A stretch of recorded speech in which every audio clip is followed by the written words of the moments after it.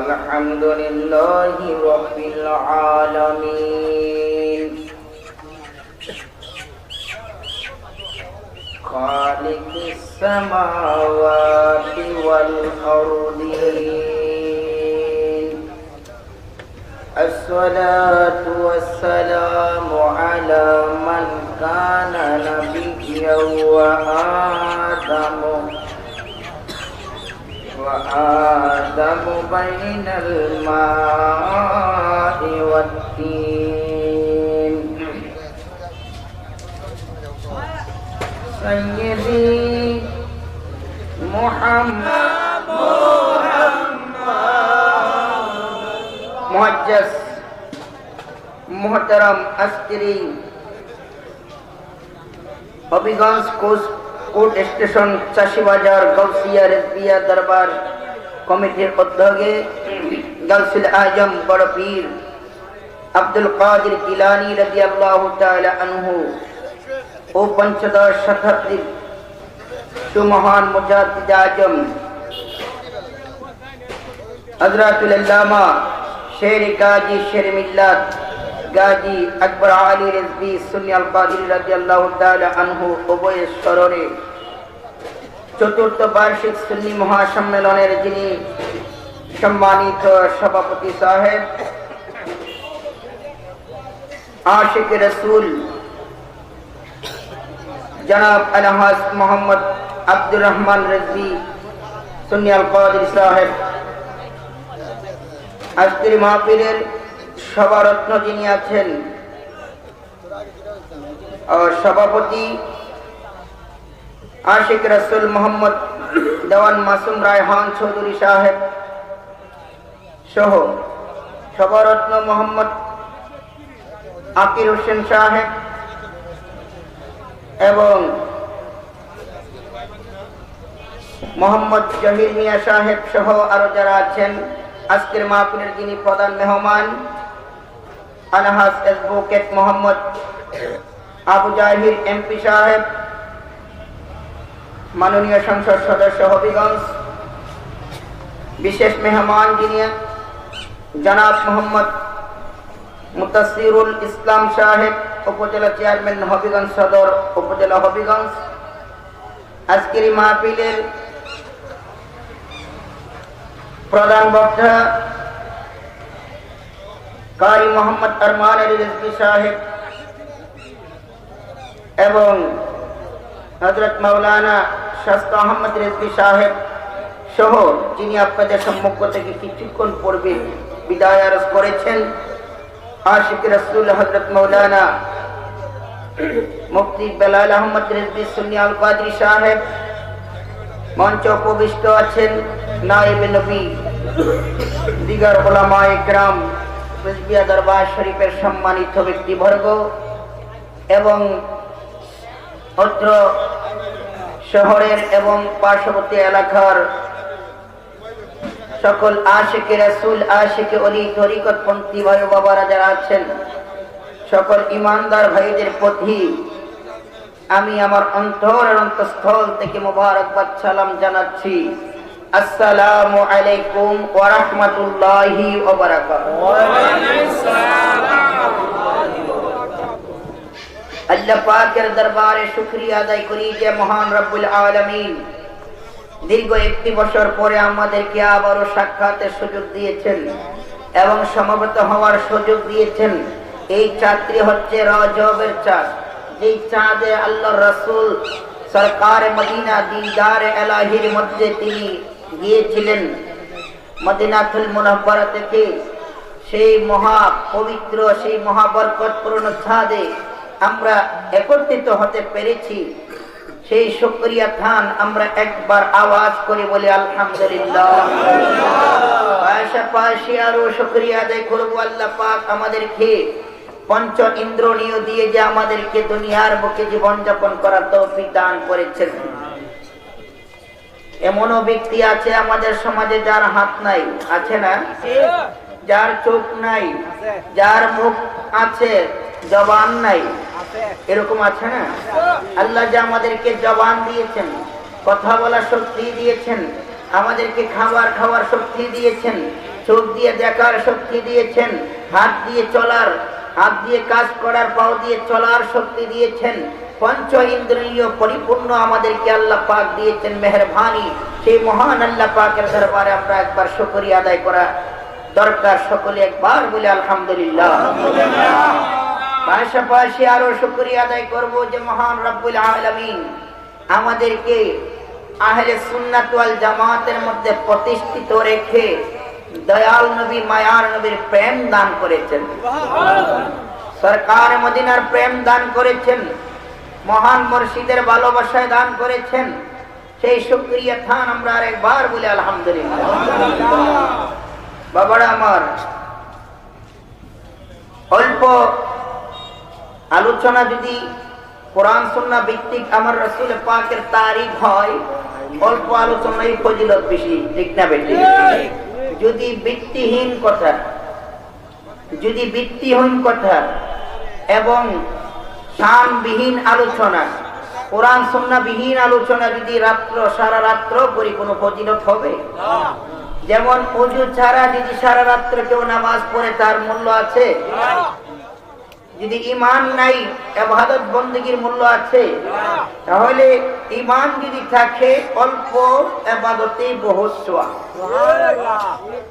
এই জন্য আমরা দয়াল নবীর শান আজমতে, যদিও আল্লাহ পাক যতক্ষণ আমাদেরকে তৌফিক দান করে এবং আমাকে তৌফিক দান করে, তার বাইরে কিন্তু আলোচনা করা, শোনা সম্ভব না। আল্লাহর তৌফিক আমাদেরকে দান করতে হবে, ঠিক কি?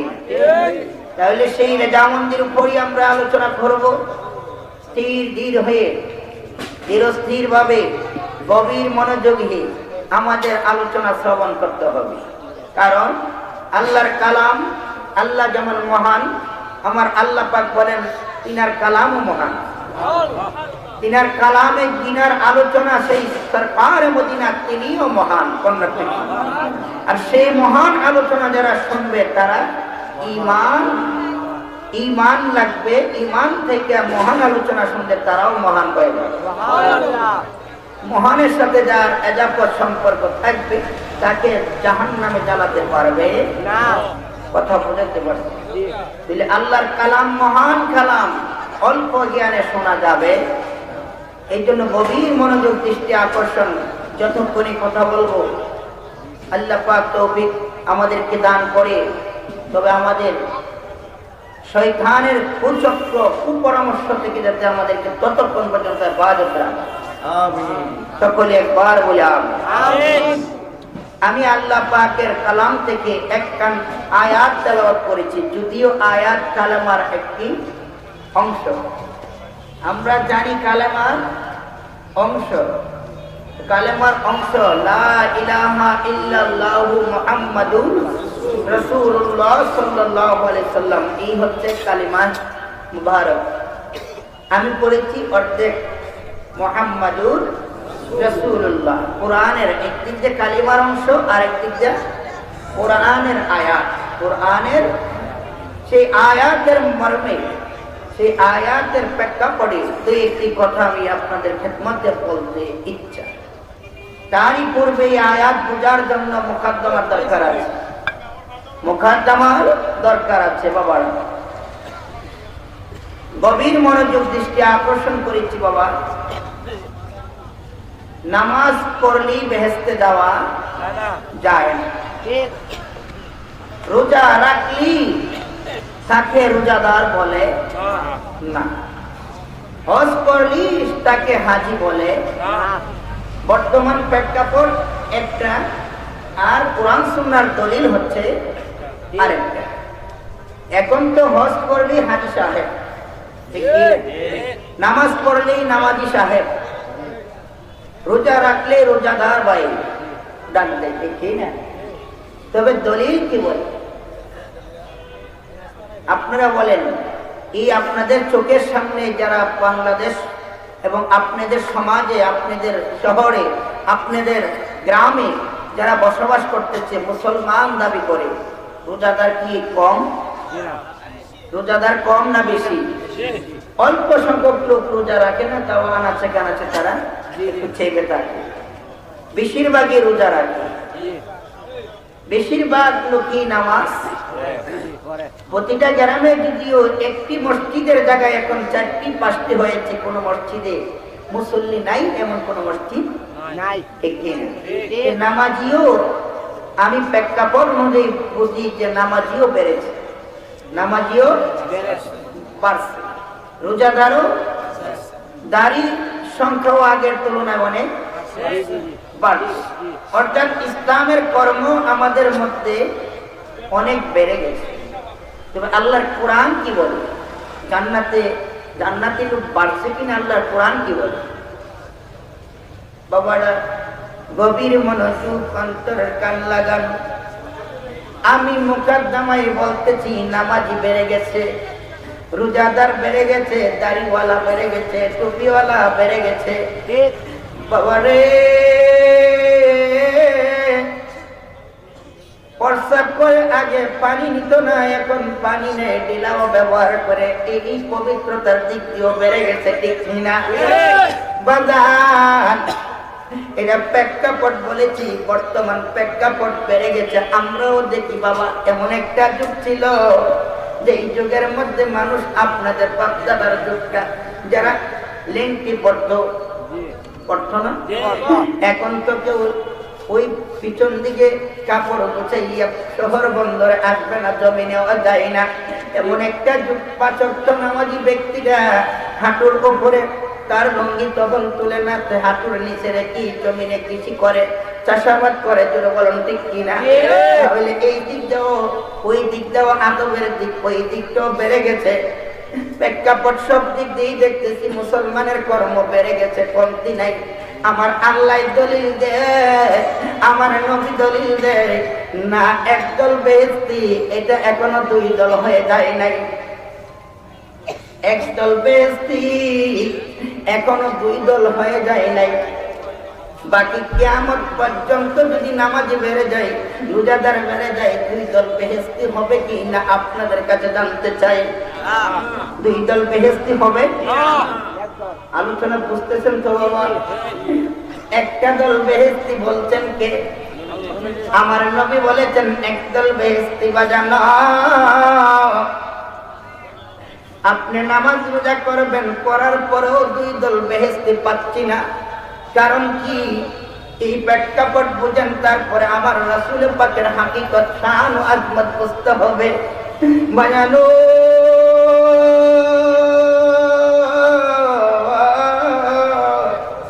আমার আল্লাহ বলেন, ওয়া ইন্না হাযা সিরাতি মুস্তাকিমান ফাত্তাবিউহু ওয়া লা তাত্তাবিউস সুবুলা ফাতাফাররাকা বিকুম আন সাবিলি ইলা আয়াতিল আখির। কোন সুবহানাল্লাহ। ওয়া ইন্না হাযা, ইন্নাটা নিশ্চয় জন্য এসেছে সন্দেহকে দূর করার জন্য। আল্লাহ ইন্না আন্না ব্যবহার করেছেন হরফে মুসাব্বাহ, ফাইল বুঝায় গ্রামারের কথা বাবা। ইন্না নিশ্চয় আমার আল্লাহ বলেন, হাযা সিরাতি মুস্তাকিমান ফাত্তাবিউহু, এটা সরল সোজা রাস্তা। এটা কিসের রাস্তা বাবা? ইসলাম কিসের রাস্তা? শান্তির ধর্ম। কোন নাম? ইসলাম। শান্তির ধর্মের নাম কি? ইসলাম। এখন ইসলামের মধ্যে কাটাকাটি, মারামারি, মিথ্যা, হিংসা আছে না নাই? তাহলে কি শান্তি হচ্ছে? আপনার জন্য আমার ঘর তুলে আমি শান্তি পাচ্ছি না, আবার আমার জন্য আপনি জমি করে শান্তি পাচ্ছেন না। আল্লাহর দলিলে বলে ইসলাম হচ্ছে শান্তির ধর্ম। আজকে আমরা হিন্দু জাতির সাথে আমাদের দ্বন্দ্ব তেমন হয় নাই, দ্বন্দ্ব হচ্ছে আপনি আমার মুসলমান জাতির মধ্যে। শান্তিটা কোথায়? শান্তি কোথায়? গভীর মনোযোগ বাজান। প্রেক্ষাপট এক জিনিস, আর কোরআন হাদিস আরেক জিনিস। আমরা কি প্রেক্ষাপট মানব না কোরআন হাদিস মানব? বাজানো আমার আল্লাহ তিনি বলতেছেন, ওয়া ইন্না হাযা সিরাতি মুস্তাকিমান ফাত্তাবিউহু ওয়া লা তাত্তাবিউস সুবুলা।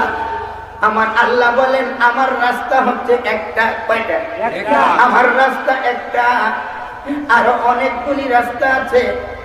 যদি ওই রাস্তার মধ্যে যাও ফাতাফাররাকা বিকুম আন সাবিলি, তাহলে আমার রাস্তা থেকে তোমাদেরকে বিচ্ছিন্ন করে দিবে। এখন প্রশ্ন, আপনাদের প্রশ্ন আমাকে, আর আমার প্রশ্ন তাফসীরকে, তাফসীরকারকরা প্রশ্ন করবে সাহাবায়ে কেরামকে, সাহাবায়ে কেরামরা প্রশ্ন করেছেন আমার নবীকে, ইয়া রাসূলুল্লাহ, নবী গো, আল্লাহর রাস্তা একটা, আর অনেকগুলি রাস্তা আছে। কতটা রাস্তা আমার আল্লাহ কোরআনে বলে নাই? রাস্তা কতটা আছে আল্লাহ কোরআনে?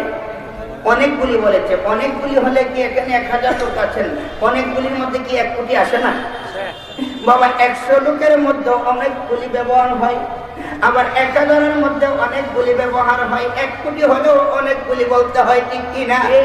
এখন আল্লাহ বললেন আমার রাস্তা একটা, আরো অনেকগুলি রাস্তা আছে। তাহলে কতটা রাস্তা আমার আল্লাহ কোরআনে বলে নাই? কোরআনে বলেন নাই। এই আয়াত বুঝতে হলে কি করতে হবে? আয়াতটা নাজিল হয়েছে বাবা, নাজিল হওয়ার পরে আমার নবী যখন এই আয়াত বোঝাতে সাহাবায়ে কেরামদেরকে বোঝানোর জন্য, বুইস্তু মুআল্লিমান, আমার নবী হচ্ছেন শিক্ষক। তিনি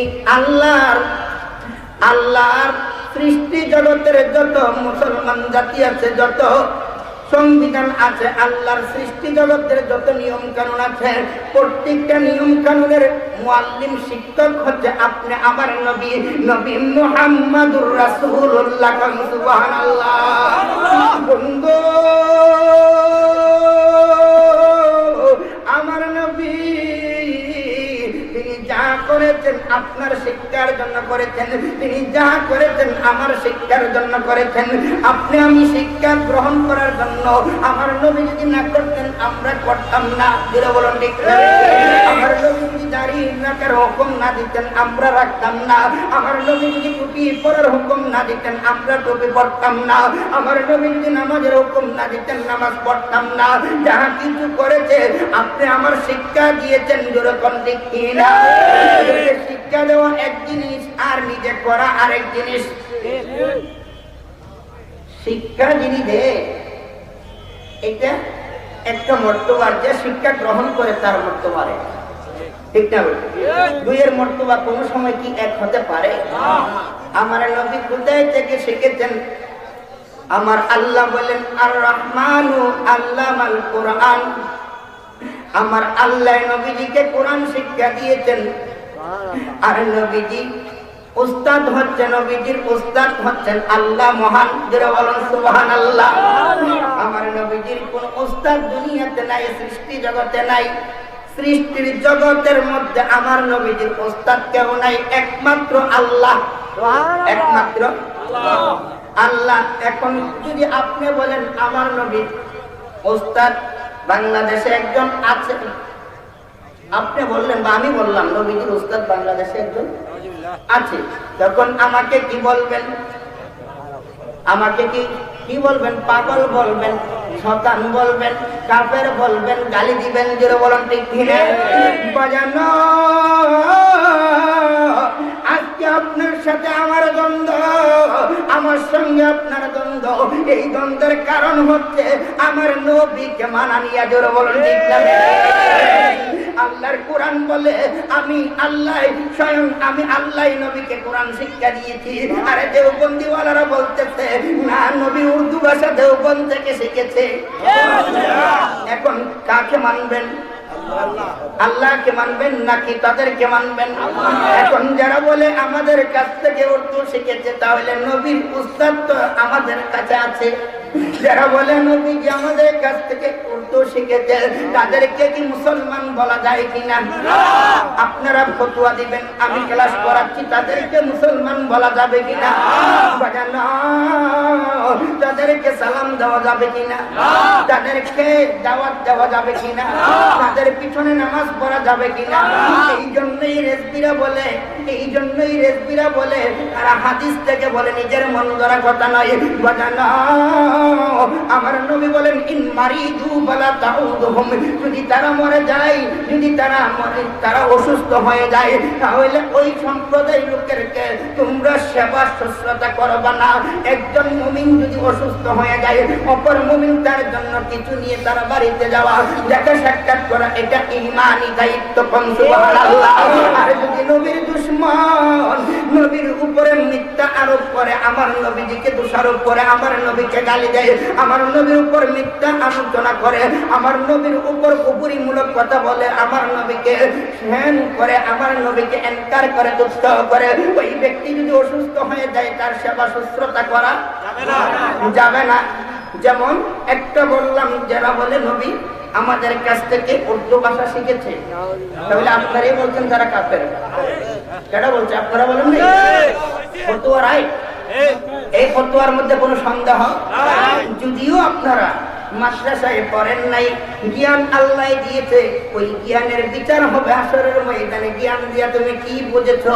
শুধু ব্যবসায়ী বলতে আমার নবীর শান, আমার নবীর শান কোনটা, আমার নবীর শান না কোনটা, এটা বুঝো নাই কেন? জ্ঞানের বিচার হবে হাশরে। বাবা, প্রত্যেকটাই আল্লাহ জ্ঞান সমান পরিমাণে দিছে, যেইভাবে কাজে লাগাবে, বেশি রিসার্চ করলে বেশি বুঝবেন। তবে আপনাকে যতটুকু দিছে, আপনার মাথা একটা, এর চাইতে বৈজ্ঞানিক যারা, তাদের মাথা কি দুইটা? হ্যাঁ, একটা মাথায় সে বৈজ্ঞানিক পুরো প্লেন বানাইছে, একটা মাথায় আপনাকে সাইকেলও বানাইতে পারেন, এরকম না? তাহলে মাথা কাজে যেইভাবে বেশি রিসার্চ করে কাজে লাগাবেন, আমার আল্লাহ তাকে সেইভাবে রহমত দান করবেন। যেরকম সুবহানাল্লাহ। বাজান, এইভাবে আমার নবীকে যদি কেউ দোষারোপ করে, বাবা আমি বলতেছি হাদিস শরীফটা আমি বলতেছি, ইন মারিদু ফালা তাউদুহুম, যদি সে অসুস্থ হয়ে যায়, তার সেবা করা যাবে না। ইল্লাকিতুম ওয়ালা তুসাল্লু আলাইহিম, ইল্লাকিতুম ওয়ালা তুসাল্লু আলাইহিম। লাকিতুম মানে সাক্ষাৎ হয়, রাস্তায় সাক্ষাৎ হয় না? হইলে একজন আরেকজনকে কি করেন? প্রথম কি করেন?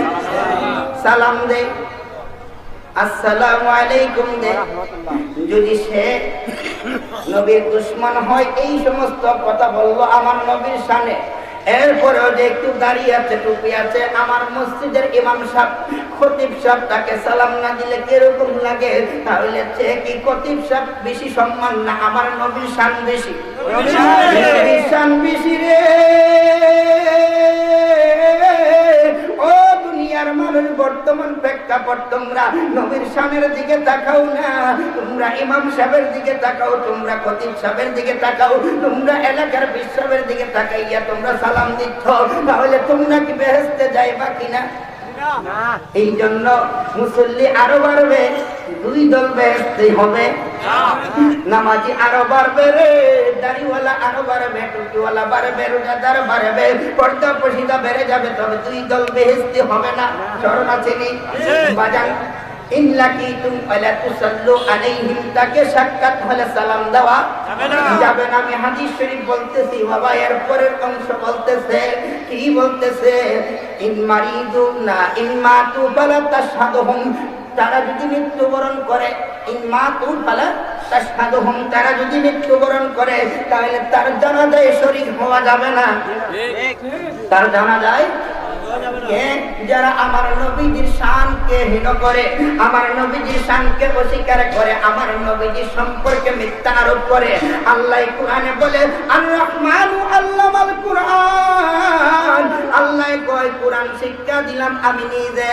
আর কোরআনের মধ্যে শিক্ষা নাই এমন কোন শিক্ষা আল্লাহর সৃষ্টিতে আছেনি?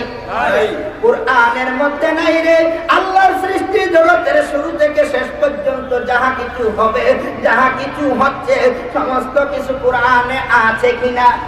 তাহলে কোরআন যদি আমার নবীকে আল্লাহ শিক্ষা দিয়েছে, তাহলে কি উর্দু কোরআনের মধ্যে নাই?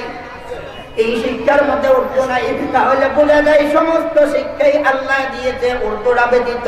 এই উর্দুটা নবীজি আয়েশা দেওবন্দ মাদ্রাসায় পড়ে শিখেছে, এই জন্যই তাদের সাথে আমাদের একতলাফ, মিল নাই, আমাদের মিল নাই। তাদের সাথে যাদের সম্পর্ক আছে, তাদের সাথে আমাদের মিল নাই। এরকম একটা কর্ম বলতেছি বাবা, তারা যদি মৃত্যুবরণ করে, তাদের জানাজা সোজা যাওয়া যাবে না। ইম্মাতু ওয়ালা তাশহাদুহুম, যেখানে হাদিস বলেছেন আমার নবী, তারপরে বলতেছেন ওয়ালা তুজালিসুহুম, আমরা যেমন এখানে একসাথে বসছি তাদের সাথে বসে যাবে না, বসা যাবে না, তাদের সাথে একসঙ্গভঙ্গ হয়ে বসা যাবে না। ওয়ালা তুআকিলুহুম, তাদের সঙ্গে খানা খাওয়া যাবে না। ওয়ালা তুজালিসুহুম, তাদের সঙ্গে বসা যাবে না। ওয়ালা তুশারিবুহুম, তাদের সঙ্গে পানি পান করা যাবে না। তাদের সঙ্গে পানি বামা নাই, তারা যে পাত্র দিয়ে পানি পান করবে, বামা না মানিদের ব্যাখ্যা দিতেছি বাবা। আমি এই কাপটা দিয়ে চা পান করেছি, আমার মুখটা এটার মধ্যে লাগেছে, আবার এই চাটা দিয়ে এই কাপটা দিয়ে কুকুরের মুখ দিয়ে একটু চা ঢেলে দেই, কুকুরের লালা লাগলো বা কুকুরের মুখে দিয়ে তাকে একটু চা খাওয়াইয়া দিলাম, এই কাপটা দিয়ে আবার আমাকে দয়া আমাকে চা দিল, সম্মান হবে না? প্রধান অতিথি সম্মান হবে না? কেন? কুকুরের মুখ লাগছে এমনি, আবার দয়া ভাঙিয়ে আবার চা দিচ্ছেন, এটা হারাম, ঠিক না বেটি? কেন বাবা? নাজাসাতের অধ্যায়ের মধ্যে লেখলো কুকুরের উচ্ছিষ্টতা হারাম। আমার নবী হারাম বলেছে, এটা কিয়ামত পর্যন্ত আর হালাল হবে না। এটা হালালের পদ্ধতি দিয়েছেন, খাবারটা পদ্ধতি নাই, খাবারটা হারাম হারামই, তবে পাত্রটারে হালাল করার পদ্ধতি দিয়েছেন। 3 বার বলেন, 5 বার বলেন, 7 বার বলেন, এটাকে মাটি দিয়ে মালিশ করে, এটাকে দৌত করে যদি বিসমিল্লাহির রহমানির রহিম বলে 3 বার 7 বার 5 বার যদি এটাকে দৌত করেন, তারপরে এটার ভিতরে আবার যদি অন্য খানা দেন, হালাল খানা, তাহলে এটা হালাল হয়ে যাবে। যদি দৌত না করেন, এটারে কিয়ামত পর্যন্ত এটারে যদি আপনি চা দেন, পানি দেন, দুধ দেন, এটা আর হালাল হবে না। কুকুরটা বাবা, এই কুকুরটার মুখ লাগার কারণে তুমি এই জাতীয় কুকুর কিন্তু বেহেশতে যাবে, যাবে না? এই জাতীয় কুকুর বেহেশতে যাবে বাবা, কারণ আমার নবীর সাহাবীদেরকে ভালোবেসে, ডাইরেক্ট নবীকে ভালোবাসে না বাবা। আসহাবে কাহাবের কুকুরগুলা, আসহাবে কাহাব নামক পাহাড়ের মধ্যে এই সমস্ত সাহাবীরা আশ্রয় নিয়েছিল, ওই পাহাড়ের নিচে কুকুর ঘুরে ঘুরে ওই বেদিন কাফের রানী আসে সাহাবাদেরকে আক্রমণ করার জন্য।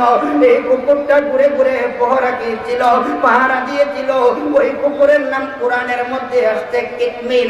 এই কিতমির নামের কুকুরটা জান্নাতের মধ্যে যাবে, তবে কুকুরের শুরুতে যাবে না, মানবের শুরুতে জান্নাতে যাবে। আর আপনি আমার মানবের শুরু যারা আছে রে, আপনারা যারা জাহান্নামে যাবেন, আপনারা এই শুরুতে জাহান্নামে যাবেন না, আপনারা শুয়োর এবং বানরের শুরুতে জাহান্নামে যাবেন। এখন যারা বলে নবী আমাদের মাদ্রাসায় উর্দু শিখছে, তারা কোন শুরুতে যাবে জাহান্নামে? কোন শুরুতে যাবে?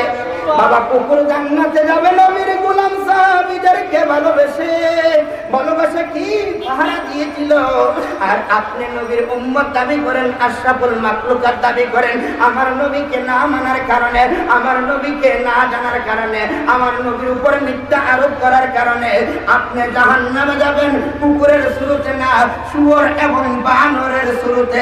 এই মানবের নমুনায়, মানবের আকৃতিতে দুদুকে একজন ব্যক্তিও যাবে না। যারা দুদুকে যাবে তারা শুয়োর বানরের শুরুতে যাবে। কথা বুঝাইতে পারতেছে বাবা? গভীর মনোযোগ। এই জন্য বাবা আপনি নবীর দুশমন। আপনি যে কাপটা দিয়ে পানি পান করবেন, যেটা দিয়ে চা পান করবেন, এটা কিয়ামত পর্যন্ত বিসমিল্লাহ বলে দৌত করে পাকের বিধান এখন পর্যন্ত কোরআন সুন্নাহ ইজমা কিয়াসের মধ্যে পাওয়া যায় নাই। তাহলে নবীর দুশমনরা যে পাত্রে খানা খাবে, যে পাত্রে পান করবে, ওই পাত্রটা আর ব্যবহার করা যায় না, এটা পবিত্র করার বিধান নাই।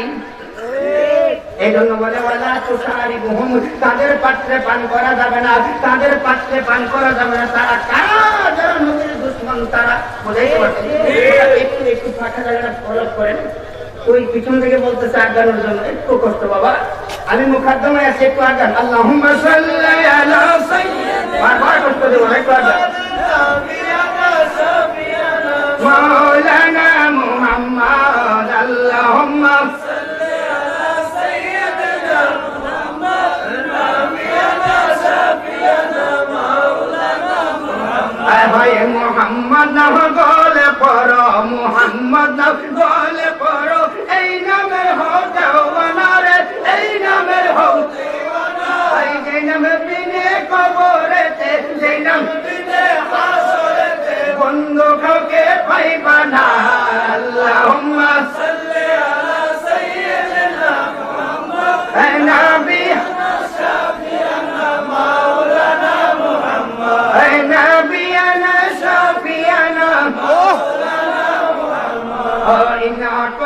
কাল কাউসার ইন্না আতাইনা কাল কাউসার পাক কুরআনের ঘোষণা রে পাক কুরআনের ঘোষণা হবে কাউসারের মালিক নবী বেহেশতের মালিক নবী তাফসীর কইরা দেখো না আল্লাহুম্মা সাল্লি আলা সাইয়্যিদিনা মুহাম্মদ হে নবিয়ানা শাফিয়ানা মাওলানা মুহাম্মদ হে নবিয়ানা শাফিয়ানা মাওলানা মুহাম্মদ মায়ান নবীর মনোযোগ অন্তরের গান লাগান আলোচনা বেশি সময় অল্প কারণ বেশি সময়ের তো আলোচনা করলে আপনাদের তো দিন দুনিয়ার কোন কাজকর্ম আছে ঠিক না আমি বলছিলাম তাদের যে পাত্র পানি পান করবে আল্লাহ তুষারিহুম তাদের পাত্র দিয়া পানি পান করবে করা যাবে না এটা আমার বিধান নয় আমার নবীজি বলেছেন কোন সুবহানাল্লাহ আর বলতেছেন রে ওয়ালা তুনাকিহুম তার মেয়েকে অর্থাৎ তার সাথে আপনার বিবাহ চলে বিবাহ শাদী বা আপনার বিবাহ শাদী আবদ্ধ হওয়া যাবে না তার সাথে বিবাহ শাদী জায়েজ না কারণ দুশমনের রাসূল আর আশিকের রাসূলের মধ্যে বিবাহ হতে পারে না হিন্দু এবং মুসলমানের মধ্যে বিবাহ হতে পারে না যদিও আপনি বিবাহ করতে হয় হিন্দু ব্যক্তিকে আপনি ইসলাম ধর্ম গ্রহণ করায়া করতে হবে তো যদিও আপনি তাদেরকে বিবাহ করতে হয় তাহলে তাকে আগে সুন্নি বানাইয়া আশিকের রাসূল বানাইয়া তারপরে বিবাহ যদি বলেন যে আগে বিবাহ করি তারপরে আস্তে আস্তে আশিকের রাসূল বানাইলাম বিবাহ জায়েজ আছে না জায়েজ আছে না একটা মাসালা শর্ত বলি দুই বোন একই ব্যক্তির দুই বোন বড় বোন বিবাহ করেছে ছোট বোন কি হয়েছে তার স্বামীর জন্য শালী কিছুদিন পরে শালীরও বিয়ে করছে এখন এটা মাসালা কি বড় বোনকে তালাক দেয় নাই কিছুদিন পরে শালীকেও বিয়ে করেছে বেকার কিতাবে লিখতেছে তাহলে বড়টা অটোমেটিক তালাক হয়ে যাবে দিতে হবে না তালাক আমি দেই নাই তুমি দিতে হবে না যখন ছোটটা বিবাহ করছে বড়টা এমনি তালাক কথা বুঝাইতে পারছি তাহলে আমি বলতেছিলাম আমি এটা বোঝানোর জন্য বলেছি বাবা আপনি যে তার সঙ্গে বিবাহ করাচ্ছেন যে করানোর পরে বিবাহের পরে আমাদের সুন্নি আকীদার মধ্যে আসলে সে সুন্নি হয়ে যাবে আমাদের আকীদার মধ্যে আসলে সে মুমিন হয়ে যাবে তাহলে মুমিন হয়ে যাওয়ার আগে যে বিবাহ করছো বিবাহটা হয়েছে হয় নাই তাহলে যে মুমিন হয়ে যাবে মুমিন হয়ে যাওয়ার পরে তুমি বিবাহ করো ভাইও যদি এই শর্ত মানে তাহলে বিবাহের আগে তাকে তার আকীদা পরিবর্তন করে তওবা করে সুন্নি আকীদা গ্রহণ করে তার সাথে তারপরে বিবাহ শাদী আবদ্ধ করাতে হবে এই জন্য বলেন আমার নবী বলেন ওয়ালা তুনাকিহুম তার সাথে বিবাহ করা জায়েজ না বিবাহ শাদী জায়েজ না ওয়ালা তুসাল্লু আলাইহিম তার সাথে নামাজ পড়া জায়েজ না ওয়ালা তুসাল্লু মাহুম তাদের সাথে নামাজ পড়া জায়েজ না তাদেরকে নামাজ পড়ানো জায়েজ না এই জন্য বাবা আমি এই জন্য বলেছি নামাজি বাড়ছে তবে প্রেক্ষাপটে বেহেশতি বাড়ে নাই বেহেশতি বাড়ে নাই স্মরণ আসেনি বন্ধু আমি যে আয়াত পড়েছি আয়াতের মধ্যে এখন যাই বোঝার জন্য আমি একটা হাদিস শরীফ দিয়ে আপনাদেরকে মুকাদ্দমায় বোঝাচ্ছি বাবা মুকাদ্দমায় না বুঝলে ওয়াজ বোঝা সম্ভব না আগে দেখতে হবে জ্ঞানী ব্যক্তি কিনা আগে বুঝতে হবে তারপরে আলোচনা করতে হবে আমি এখন বুঝেছি আপনারা আমার নবীর প্রেমের জ্ঞান আপনাদের মধ্যে আছে কোন সুবহানাল্লাহ আমি বলেছিলাম ইন্না হাযা সিরাতি মুস্তাকিমান ফাত্তাবিউহু ওয়া লা তাত্তাবিউস সুবুলা ফাতাফাররাকা বিকুম আন সাবিলি আল্লাহর কোরআন আল্লাহ বলেন আমার রাস্তা একটা কয়টা আমার রাস্তা একটা আমার রাস্তা একটা আরো অনেকগুলি রাস্তা আছে বুইস্তু মুআল্লিমান আমার নবী এই আয়াতে কারিমার মর্মে তিনি সাহাবায়ে কেরামদেরকে বোঝানোর জন্য তিনি মরুভূমির মধ্যে গেলেন মরুভূমি বুঝেননি বালুর চর মরুভূমি কোনটারে বলে বালুর চরের মধ্যে যায় আমার নবী একটা নকশা একে বোঝাচ্ছেন আয়াতের তাফসীর তিনি বোঝাচ্ছেন এইভাবে একটা রেখা টানলেন সোজা সোজা একটা রেখা টানলেন, বলেন হাজা সিরাতি মুস্তাকিম, এটা হচ্ছে সরল সোজা রাস্তা। এরপরে আমার নবী এই রাস্তাটার ডান দিকে আরো রাস্তা টানলেন 6টা। কয়টা টানলেন? তাফসীরের মধ্যে লিখলেন, তাফসীর আহমদিয়া কিতাবের নাম, তাফসীর আহমদিয়ার মধ্যে লিখলেন ডান দিকে লিখলেন 6টা। এই হাদিসটা হযরত মাসউদ রাদিয়াল্লাহু তাআলা আনহু থেকে হাদিসটা বর্ণনা করেন।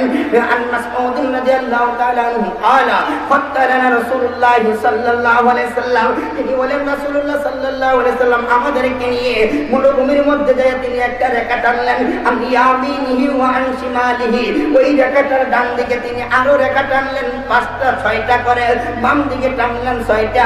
তখন প্রতি 6টার প্রতিটার মধ্যে আরো টানলেন 5টা, 5টার মধ্যে যদি 5টা আর একটা নিয়ে 6টা, এইভাবে 6 36 হয়। আবার বাম দিকে 36, ডান দিকে 36, কয়টা হয়েছে? 36 দোকানে কত হয়েছে? এই 72টা হয়েছে। তারপরে মধ্যে যেটা প্রথম দিয়েছিল এটা লয়া কয়টা?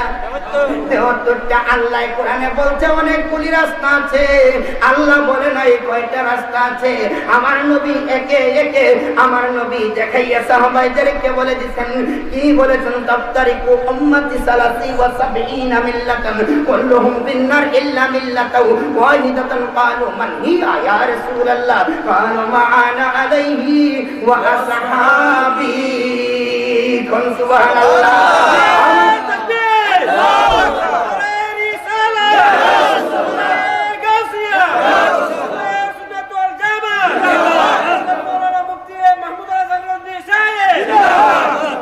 এই 72টা আবার মধ্যে একটা নিয়ে কয়টা? 73টা। এই 73টা বাবা একে দিয়ে আমার নবী ওই হাদিস মুবারক ইরশাদ করলেন। ওই হাদিসটা হযরত মাসউদ রাদিয়াল্লাহু তাআলা আনহু তিনি বর্ণনা করলেন। বাবা আমার নবী বললেন আমার উম্মতের মধ্যে, হাদিসের মধ্যে অংশ বাবা, এর আগে আরো অংশ আছে। ঈসা নবী মুসা নবীর উম্মতরা হাশরের মাঠে দল হবে, তাদের 72টা। কয়টা? 72টা। ঈসা নবীর উম্মতের দল হবে 71টা। ঈসা নবীর উম্মতের দল হবে হাশরের মাঠে 71। মুসা নবীর উম্মতের দল হবে হাশরের মাঠে 72। আমার নবী রাহমাতুল লিল আলামিন তিনি বলেন আমার উম্মতের মধ্যে হাশরের ময়দানে দল হবে 73। কয়টা? 73 দল মধ্যে একটা দল বেহেশতি আর বাকি 72 দল জাহান্নামে। বাবা ওই হাদিস মিশকাত শরীফের 30 পৃষ্ঠায় আছে। মূল মিশকাত বাবা, আরবি মূল মিশকাতের 30 পৃষ্ঠায় বলেছি বাবা, বাংলাও মিশকাত আছে। আবার পৃষ্ঠার সাথে মিল হবে না বাবা, মূল বড় মিশকাতের 30 পৃষ্ঠা। ওই হাদিসের মধ্যে ওই হাদিসের ব্যাখ্যা আল্লামা মোল্লা আলী কারি রাহমাতুল্লাহ আলাইহি তিনি ওই হাদিসের ব্যাখ্যা করলেন, যারা 72 দল জাহান্নামী তাদের মধ্যে টুপিওয়ালার সংখ্যা বেশি, তাদের মধ্যে দাড়িওয়ালার সংখ্যা বেশি, তাদের মধ্যে আমার মতন আলেমের সংখ্যা বেশি, তাদের মধ্যে আমার মতন পীরের সংখ্যা বেশি, তাদের মধ্যে সুফির সংখ্যা বেশি, তাদের মধ্যে হাফেজের সংখ্যা বেশি, তাদের মধ্যে কারির সংখ্যা বেশি। মা কালিলাম মা ইউমিনুন। আমার আল্লাহ বলে রে, একদল যারা বেহেশতি তারা হবে কম, অন্য দলের তুলনায় তারা মোল্লা বলেন, কারি বলেন, হাফেজ বলেন, সাদেক বলেন, সবাই হবে অল্প সংখ্যক বেহেশতি। আমার কথা তাহলে বেশিরভাগ গেল কোথায়? বেশিরভাগ যুগের মধ্যে দলিল দিলেন আল্লাহ কোরআনে, বুঝাইয়া দিলেন আমার নবী হাদিসে। কন্যা সুবহানাল্লাহ। বাজানো আমার নবী মুখবর সাদিক গায়েবের খবর দেনেওয়ালা। আমার নবী মিশকাত শরীফের কিতাবুল ঈমান এই অধ্যায় থেকে শুরু করেছেন। আমার নবী গায়েবের হাদিস শুরু হয়ে গেল।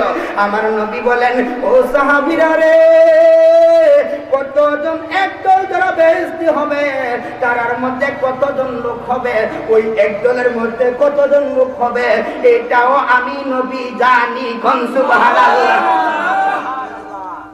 বাংলাদেশে আওয়ামী লীগের মধ্যে কতজন আছে এটার একটা সংখ্যা আছে না, হিসাব আছে না?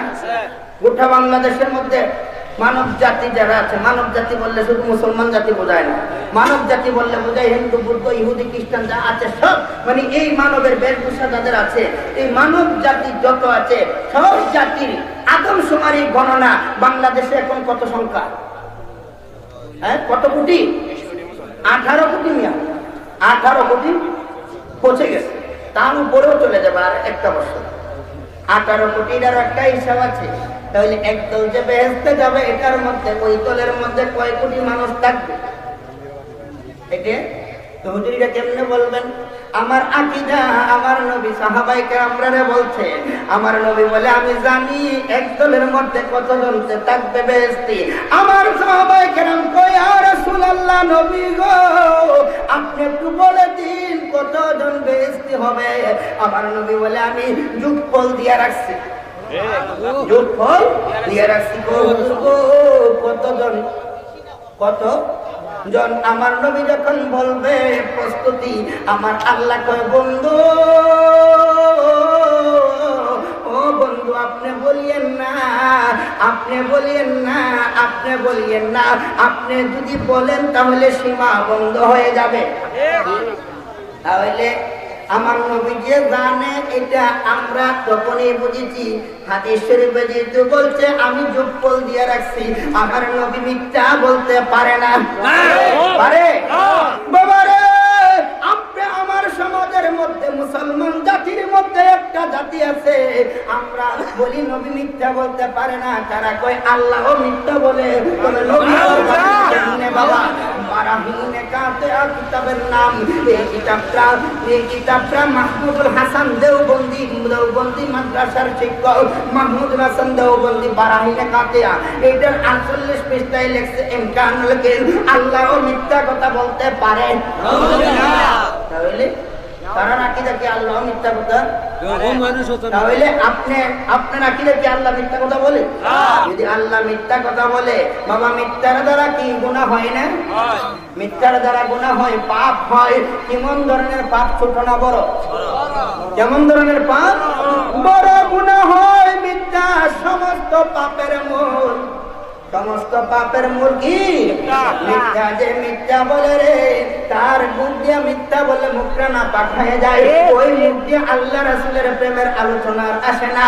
এখন দেখা যায় রে, আপনারা আম সমাজ বুঝেন না, মিথ্যা বলছেন। এখন দেখা যায় আলেম সমাজের মধ্যে মিথ্যা বাহির হয়ে গেছে, আলেম সমাজের মধ্যে মিথ্যাবাদী বেশি হয়ে গেছে। আমার আল্লাহ বলে এই মিথ্যাবাদীর উপরে আমি আল্লাহ লানত করি, লানত করি, লানত করি। লানত বুঝেন? হ্যাঁ, অভিশাপ। লানাতুল্লাহি আলাল কাযিবিন, মিথ্যাবাদীর উপরে আমি আল্লাহ লানত। আল্লাহর লানত, আল্লাহ লানত অর্থাৎ নবীজিও লানত করে, অভিশাপ। আল্লাহ রাসূল যাকে অভিশাপ দিবে তার নামাজের কি মূল্য আছে? আল্লাহ রাসূল যাকে অভিশাপ দিবে তার দাড়ির কি মূল্য আছে? আল্লাহ রাসূল যাকে অভিশাপ দিবে তার রোজার কি মূল্য আছে? আল্লাহ রাসূল যাকে অভিশাপ দিবে তার হজের কি মূল্য আছে? জুব্বার কি মূল্য আছে? পিরালির কি মূল্য আছে? বাবা এই জন্য গাউসে পাক বলেন, সিররুল আসরার মিশরি সাফা আরবি কিতাব বাবা 2য় খণ্ডের 68 পৃষ্ঠায় লিখলেন, এই পীরদের মধ্যে আবার দল হবে 12টা হাসরের মাঠে। 11 দল পীর তার ভক্ত মুরিদ নিয়ে যাবে দুজকে, এক দল পীর তার ভক্ত মুরিদ নিয়ে যাবে জান্নাতে। কোন সুবহানাল্লাহ। আমরা এখন বুঝতে পেরেছি আল্লাহর কোরআন দিয়া। আল্লাহ বলল আমার রাস্তা একটা, আমার নবীও বলেন আল্লাহর রাস্তা একটা। আমার নবী বলেন বেহেশতে যাবে এক দল, আর দুজকে যাবে 72 দল। সাহাবায়ে কেরাম বললেন ইয়া রাসূলুল্লাহ, এক দল যারা বেহেশতে যাবে তারা কারা?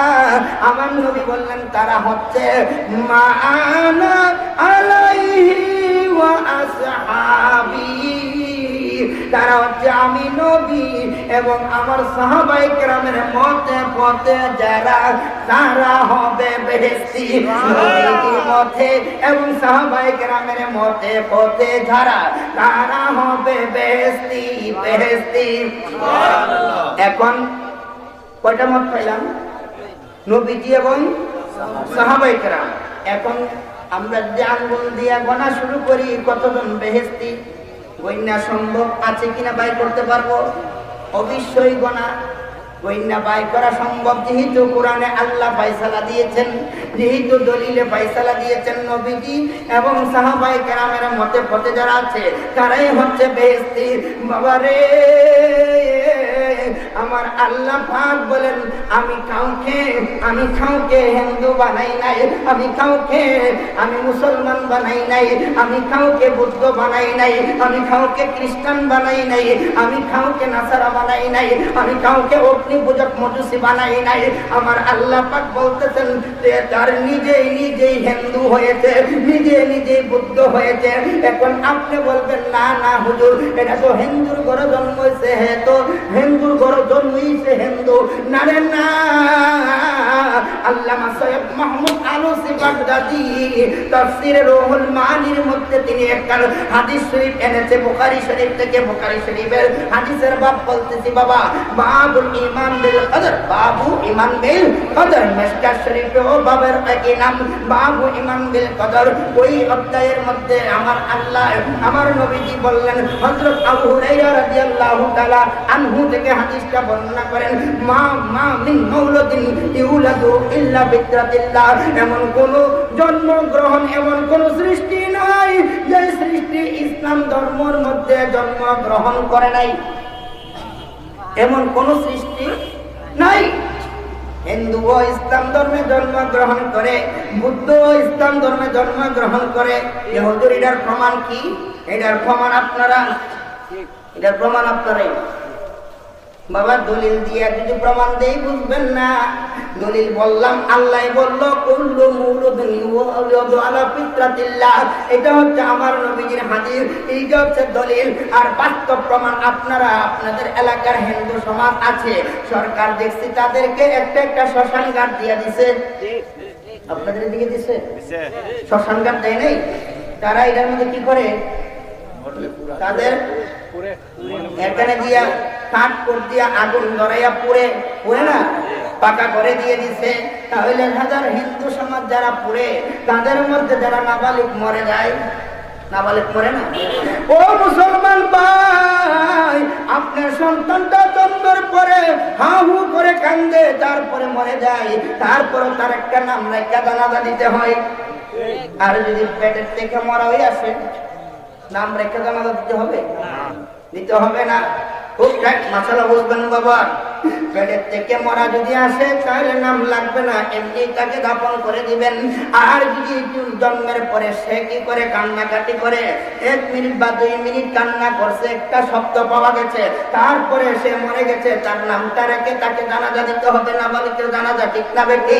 এমনি ভাবে হিন্দুদের একটা বিধান আছে রে, তারা তো নাবালেগ, আমরা তো বালেগ হইলে জানাজা পড়ি এক নিয়মে, নাবালেগ হলে পরে আরেক নিয়মে। কথা ঠিক না বাবা রে? এখন আমি বলতে চাই বাবা, এখানের মধ্যে অনেক কিছু আছে। আমি বলতে চাই হিন্দু যারা বালেগ তারা মরলে তাদেরকে পুরে শ্মশান ঘাটে নিয়ে, নাবালেগ যারা মরে তাদেরকে তো শ্মশান ঘাটে পুরে না। তারা পড়তে দেখছেন? পুরে না? জিজ্ঞাসা করেন, ও হিন্দু ভাই তোমরা মরলে পুরো, তাকে পুরো না কেন? তাহলে তারা যদি মাসালা জানে, আপনারা জানেন না কেন? তারা পুরে না এই জন্যই তাকে পুরার বিধান হিন্দু ধর্মের নাই, কারণ সে নাবালিগ, তাকে পুরার বিধান নাই। এইটা হিন্দু ধর্মের নাই। কেন নাই সেটার প্রমাণ আমার নবীর বুখারী শরীফ। আমার নবী বলেন যে কুল্লু মাউলুদিন ইউলাদু আলা ফিতরাতিল্লাহ, প্রত্যেকটা সৃষ্টি আল্লাহর ফিতরাতের মধ্যে, ইসলাম ধর্মের মধ্যে জন্মগ্রহণ করে। তারপরে তার বাবা যদি হয় ইহুদি, বাবার অনুসরণ করে ছেলে কিছুদিন পরে হয় ইহুদি। ঠিক না? মনে করেন বাইরে ওনার ছেলে ছোট্ট একটা নাতি যদি কালো টুপি পরাই রাখছে, তাহলে বুঝায় কি যে দাদাই করছে, আমিও বলি কিছুদিন পরে সেও বড় হয়ে রেজবি হবে, এটা না? তাহলে সে তো আসলে রেজবি হয়ে জন্মগ্রহণ করে নাই, সে জন্মগ্রহণ করেছে বাবা এমনি স্বাভাবিক মানুষ, তবে ইসলাম ধর্মের মধ্যে জন্মগ্রহণ করেছে। করার পরে দাদাই যেটা করে, বাবাই যেটা করে, এটা দেখে দেখে দেখে দেখে কিছুদিন পরে এটা করে, এরপরে তার আকীদা ওইটার উপরেই থাকে। তাকে বলে রেজবি, তাকে বলে সুন্নি, তাকে বলে ওহাবি, তাকে বলে এইটা, বলে না? আমার নবী বলে গো, আমার আল্লাহ কাউকে কাউকে হিন্দু করে জন্ম দেয় নাই, কাউকে খ্রিস্টান করে জন্ম দেয় নাই, কাউকে নাসারা করে জন্ম দেয় নাই, কাউকে বুদ্ধ করে জন্ম দেয় নাই। প্রত্যেক ইসলাম ধর্মে জন্মগ্রহণ করেছে। তার বাপ যদি হয় ইহুদি, তাহলে ছেলে তার বাবার অনুসরণ করে, তখন সে হয়ে যায় ইহুদি। বালেগ হওয়ার পরে যদি তার বাবা হয় নাসারা, তাহলে তার ছেলে তার বাবার অনুসরণ করে হয় নাসারা। তার বাবা যদি হয় মজুসি, অগ্নি পূজা, ছেলেও অগ্নি পূজা করতে করতে ছেলে হয় মজুসি। আমার নবী বলেন রে, মালিক হওয়ার পরে মা বাবার দলটাকে গ্রহণ করার পরে এরপরে তাকে দলের অন্তর্ভুক্ত করা হয়। কথা বলেন ঠিক কি না?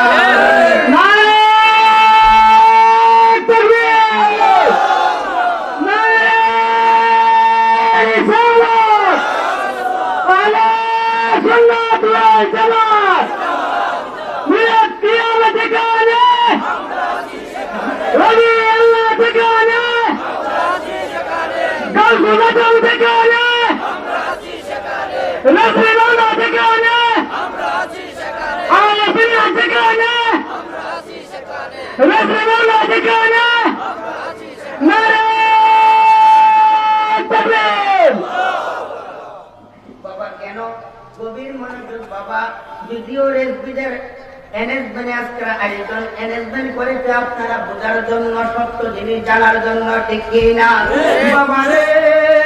আমি বলতেছিলাম যে আল্লাহ কাউকে হিন্দু বলে পাঠাই নাই, এটা দলিল। তবে এটার দলিল থেকে আসুন আমরা একটু সামনে যাই। আল্লাহ কাউকে কাফের বানায়া পাঠাই নাই, আল্লাহ কাউকে মুনাফিক বানায়া পাঠাই নাই, আল্লাহ কাউকে ওয়াহাবি বানায়া পাঠাই নাই, আল্লাহ কাউকে খারিজি বানায়া পাঠাই নাই, আল্লাহ কাউকে দুনিয়াতে কওমি বানায়া পাঠাই নাই, আল্লাহ কাউকে তাবলিগি বানায়া পাঠাই নাই, আল্লাহ কাউকে জামাতি বানায়া পাঠাই নাই, আল্লাহ কাউকে লামাজাবি বানায়া পাঠাই নাই, বাবা আল্লাহ কাউকে সুন্নি বানায়া পাঠাই নাই। কথা বলতে পারছি? তাহলে বাবা আপনি লামাজাবি, আপনি জামাতি, আপনি তাবলিগি, আপনি খারিজি, আপনি এমুক এটা কিভাবে বলেন ভাইও? ওই হাদিস দিয়ে আমরা বুঝতে পারবো বাবা আল্লাহর কোরআন বুঝা তাদের জন্য সহজ, যাদের মধ্যে আমার নবীর প্রেম আছে। সুবহানাল্লাহ। হায় হায় প্রেম কেলা ইশকের গোমেলা সবে জানে না, হায় হায় প্রেম কেলা ইশকের গোমেলা সবে জানে না। আরে আশুকে মাশুক প্রেম এই তো নিশানা, এই আশুকে মাশুক প্রেম এই তো নিশানা, হায়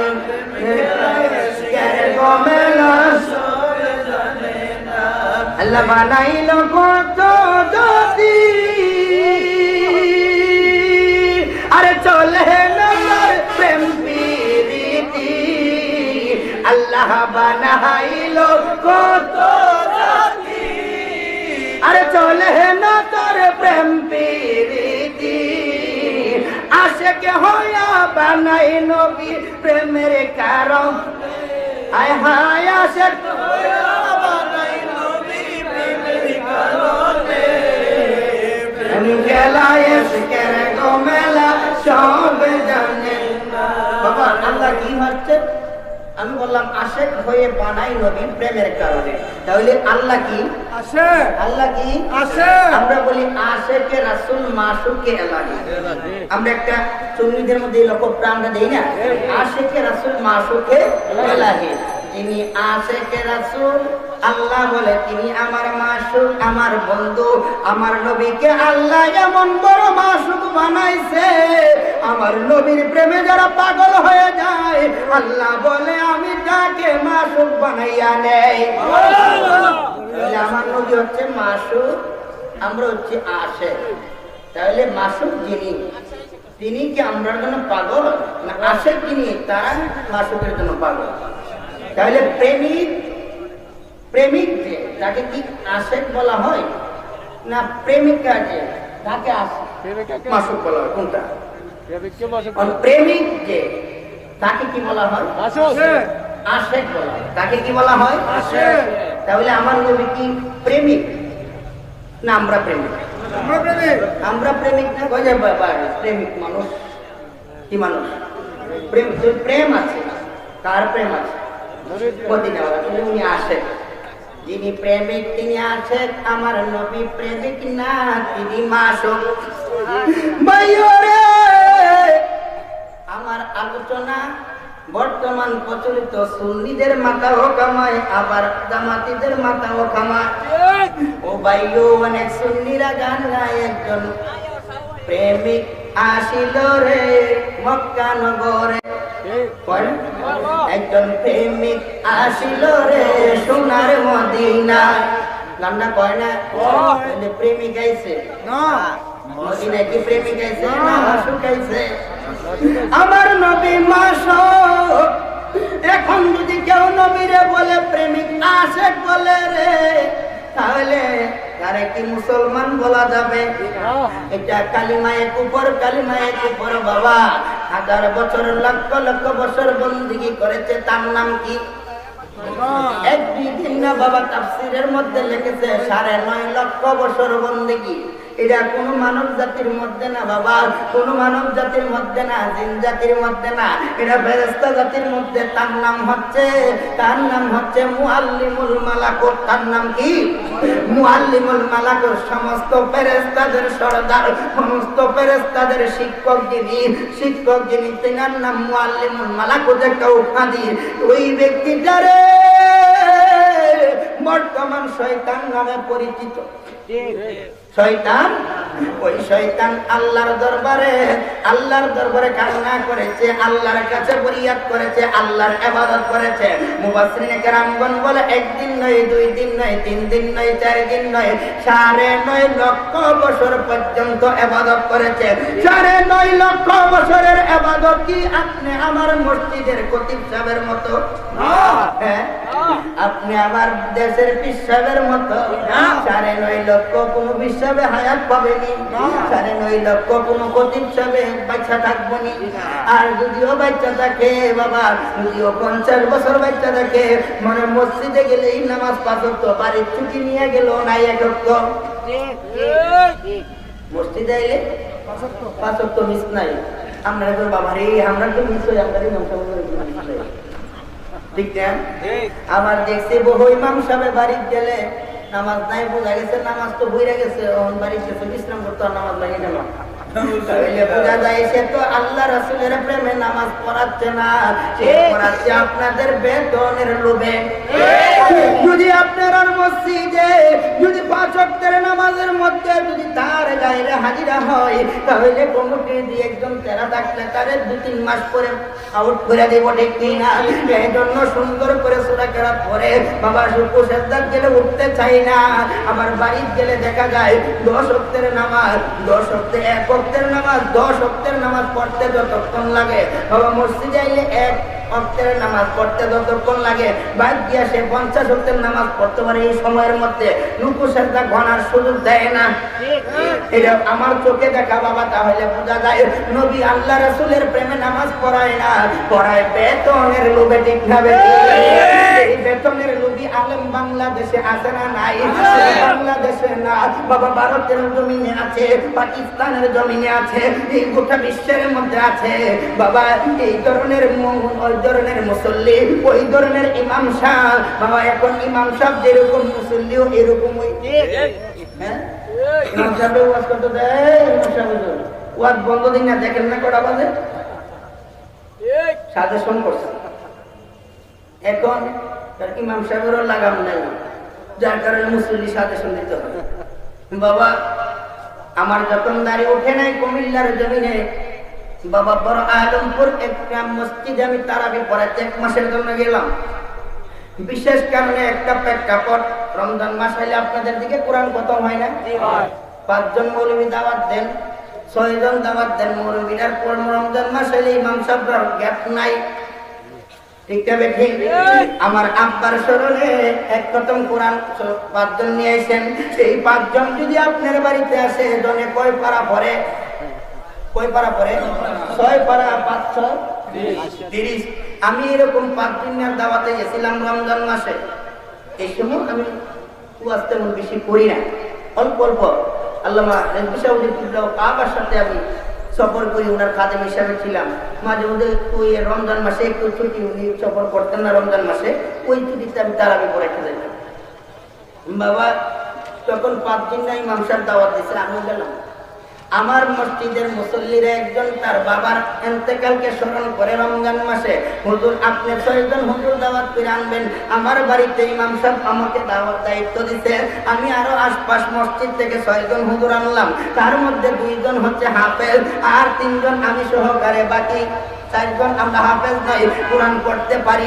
তো 2 জন হাফেজের যে গতিতে পড়ব আমার গতি কি এক হবে না ভাইয়া?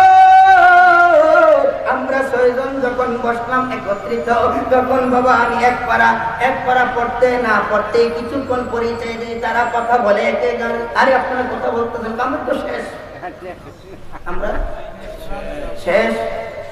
আমি চিন্তা করলাম আমি কোরআন পড়তে পারি না, সবাই শেষ, আমি পড়তে পারি না। আমার রয়েছে আমি এক পারাই শেষ করতে পারলাম না, বন্ধ করে বসে 5 পারা 6 জনের। হ্যাঁ এখন আরো 4 পারা। চিন্তা করলাম দাগ দিয়া তৈরি মসজিদে যাই পড়বো, আর জীবনে কোরআন প্রথমে যাবো না। মনে মনে চিন্তা করতেছি এখন সরো আবার কই একটা ভাড়া যে পড়াই দিই তাহলে তো কিছু আগে গেল। তখন আমি হাবের সবুজ আমরা 2 জন হাবের সাহেব আমার 2 পারা বলে লাইন, একটু 2টা পারা রয়েছে। তখন হাবের সব 2 জনের হাতে 2টা, এটা কিন্তু 1 পারা করে একটা আছে, পারা একটা বাদ করা আছে আলাদা আলাদা, এটা রমজান মাসের জন্য বলা কিনে।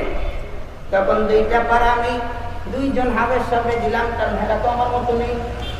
বাবা 2 জন হাবের সামনে এটা নিয়ে প্রত্যেকের সামনে একটা বালিশ আছে, এটা নিয়ে এদিকে চাইলো তো তুমি পড়ো না, তো সে তো আর হাফেজ না। আমি দিলাম হাফেজ, পড়তে লাগবে 10 মিনিট না 15 মিনিট, আর সে দিতেছে গাইরে হাফেজকে না আপনি পড়ে সেই দিকে তাকে বালিশের নিচে পাড়াটা ঢুকাই দিল। চোখে দেখলাম, চিন্তা করলাম তাহলে যে পাড়াটা দিচ্ছি এটা আমার পড়তে হবে, তো আমার বন্ধক ঠিক না বাজানো। তখন আমি লজ্জার কত পাবো, 10-15 মিনিট আমি 2-1 পাতা পড়ছি, পরে এটাও চিন দিয়ে বললাম ঠিক আছে আপনার জন্য শেষ, আমারও শেষ, কিছু রয়েছে আমি মসজিদে যাই পড়বো। তো তাহলে দোয়া করে বাড়িওয়ালার একটু দরকার, বাড়িওয়ালারে ডাক দিচ্ছি। ওই আন্দরমহল থেকে বলতেছে আপনার বাড়িতে গেছে কোথায়? তখন আন্দরমহলের যিনি বাড়িওয়ালার স্ত্রী উনি আবার কামেল পাস বুঝেননি, আলিয়া মাদ্রাসার জায়গার টাইটেল মানে মুফতির ক্লাসে মহিলা মানুষ, তিনিও মাদ্রাসা থেকে কামিল পাস, সে তো সাধারণ না। উনি বলতেছে হুজুর ইমাম সাহেব হুজুর আমি তো মাদ্রাসা থেকে কামিল করছি, কোরআন শরীফ আমার বুঝের পর থেকে আমি কোনোদিন, মহিলারা কিন্তু আগে কোরআন শরীফ গুনগুনাই সকালবেলা না পড়ে ঘরের পাক করতো না, ঠিক না বাবা? আপনারা ছোট দেখতে, আমরাও ছোট দেখতে বাবা মুক্তব করে আইসা দেখলাম মায়ের কোরআন শরীফ পরে গিয়ে ভাত পাক করছে, ওই ভাত খাইলাম কত স্বাদ লাগলো। এখন কোরআন শরীফ পড়ার সময় ইয়া দরজা বন্ধ পাবেন, বোঝা যাবে রাত্রে 12টা বাজে। আপনার দেশে রোগ আসবে না, আপনার দেশে অভাব আসবে না। আগেকার যুগের মা বোনদের আদব কি ছিল, এখনের মা বোনরা আসে 1টা-2টা পর্যন্ত নেট টিপে, আবার টিভির মধ্যে বিভিন্ন নাটক দেখে দেখে ঘুমায়, বদরের খবর নাই, সকালবেলা মুক্তবের খবর নাই। বাবা রে মুক্তবে যদি ছেলে পাঠাইয়া দেয় তাহলে উঠে না, বেতন দেলাইবো, আবার হুজুরে গিয়ে ধমকাইবো কি পড়াও বেটা আমার ছেলে দিয়ে কোনো কায়দা ভরে। আবার যদি কিন্টার গার্ডেনে পড়া তখন চোখ কসলাইয়া নিয়ে দিয়া, কারণ এক হতো না, এটা নিয়ে দিতে পারে, কারণ শয়তানে বসায় কথা যায়। আর মুক্তবে দিতে হলে শয়তানে ঘুমা ওই বলে ওদিন লাগবো কোরআন করতে। কথা বুঝাইতে পারছি বাবা রে? এই ব্যাখ্যা করে যাই না, এই শত শত ভুল আমাদের সমাজের মধ্যে আছে। আমরা অলস হয়ে গেছি, আল্লাহ রাসূলের শিক্ষা থেকে দূরে সরে গেছি। তখন আমাকে প্রশ্ন করছে হুজুর আমি তো কোরআন শরীফ আপনার সাথে পড়তে বসলাম, আমি তো 1 পারাও পড়তে পারলাম না, আপনারা 6 পারা পড়লেন। আমি বললাম বাবি ও বাবি গো আপনি এত কিছু জানার দরকার নাই, আমি যারা শেষ করছে হাবের সাহেব মানুষ, এই জন্য তিনি সবাই তো আর হাবের সাহেব না। আমি বলছি আমার কিছু রয়েছে মসজিদে যাই আমি সমাধান করবো, মহিলা মানুষ আমার ভেজ দেয়, আমি তো ভেজ দিয়েন না, আমাকে বাসায় দেন, আর জীবনে দেওয়া তো আসবো না। এরপরে বাবা হুজুর কিবলা আছে, আমাদের মহান মসজিদ কিবলা তখন আছে। তখন কোনো মধ্যে বাচ্চা গেলাম, বাচ্চা গিয়া মসজিদে তারাবি নামাজ পড়াইবার আগে 10 মিনিট একটু বক্তব্য দিতে চাচ্ছিলাম। যিনি ইমাম সাহেব তিনার ক্ষমতা আছে, বক্তব্য দিয়ে 10 মিনিট পরে নামাজ পড়া ওনার ক্ষমতা, তবে মুক্তাদি বলতে পারবেন না আমার একটু কাজ আছে 10 মিনিট পরে আপনি নামাজ পড়ান, মুক্তাদি বলতে পারে না। ইমাম সাহেবের ক্ষমতা আছে।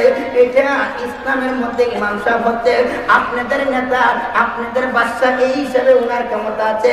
উনি যদি আপনার হুকুমে নামাজ পড়ায় তাহলে ওনার বাদশাগিরি আর থাকে না, আপনি বাদশা হয়ে যান। কথা বুঝাইতে পারছি?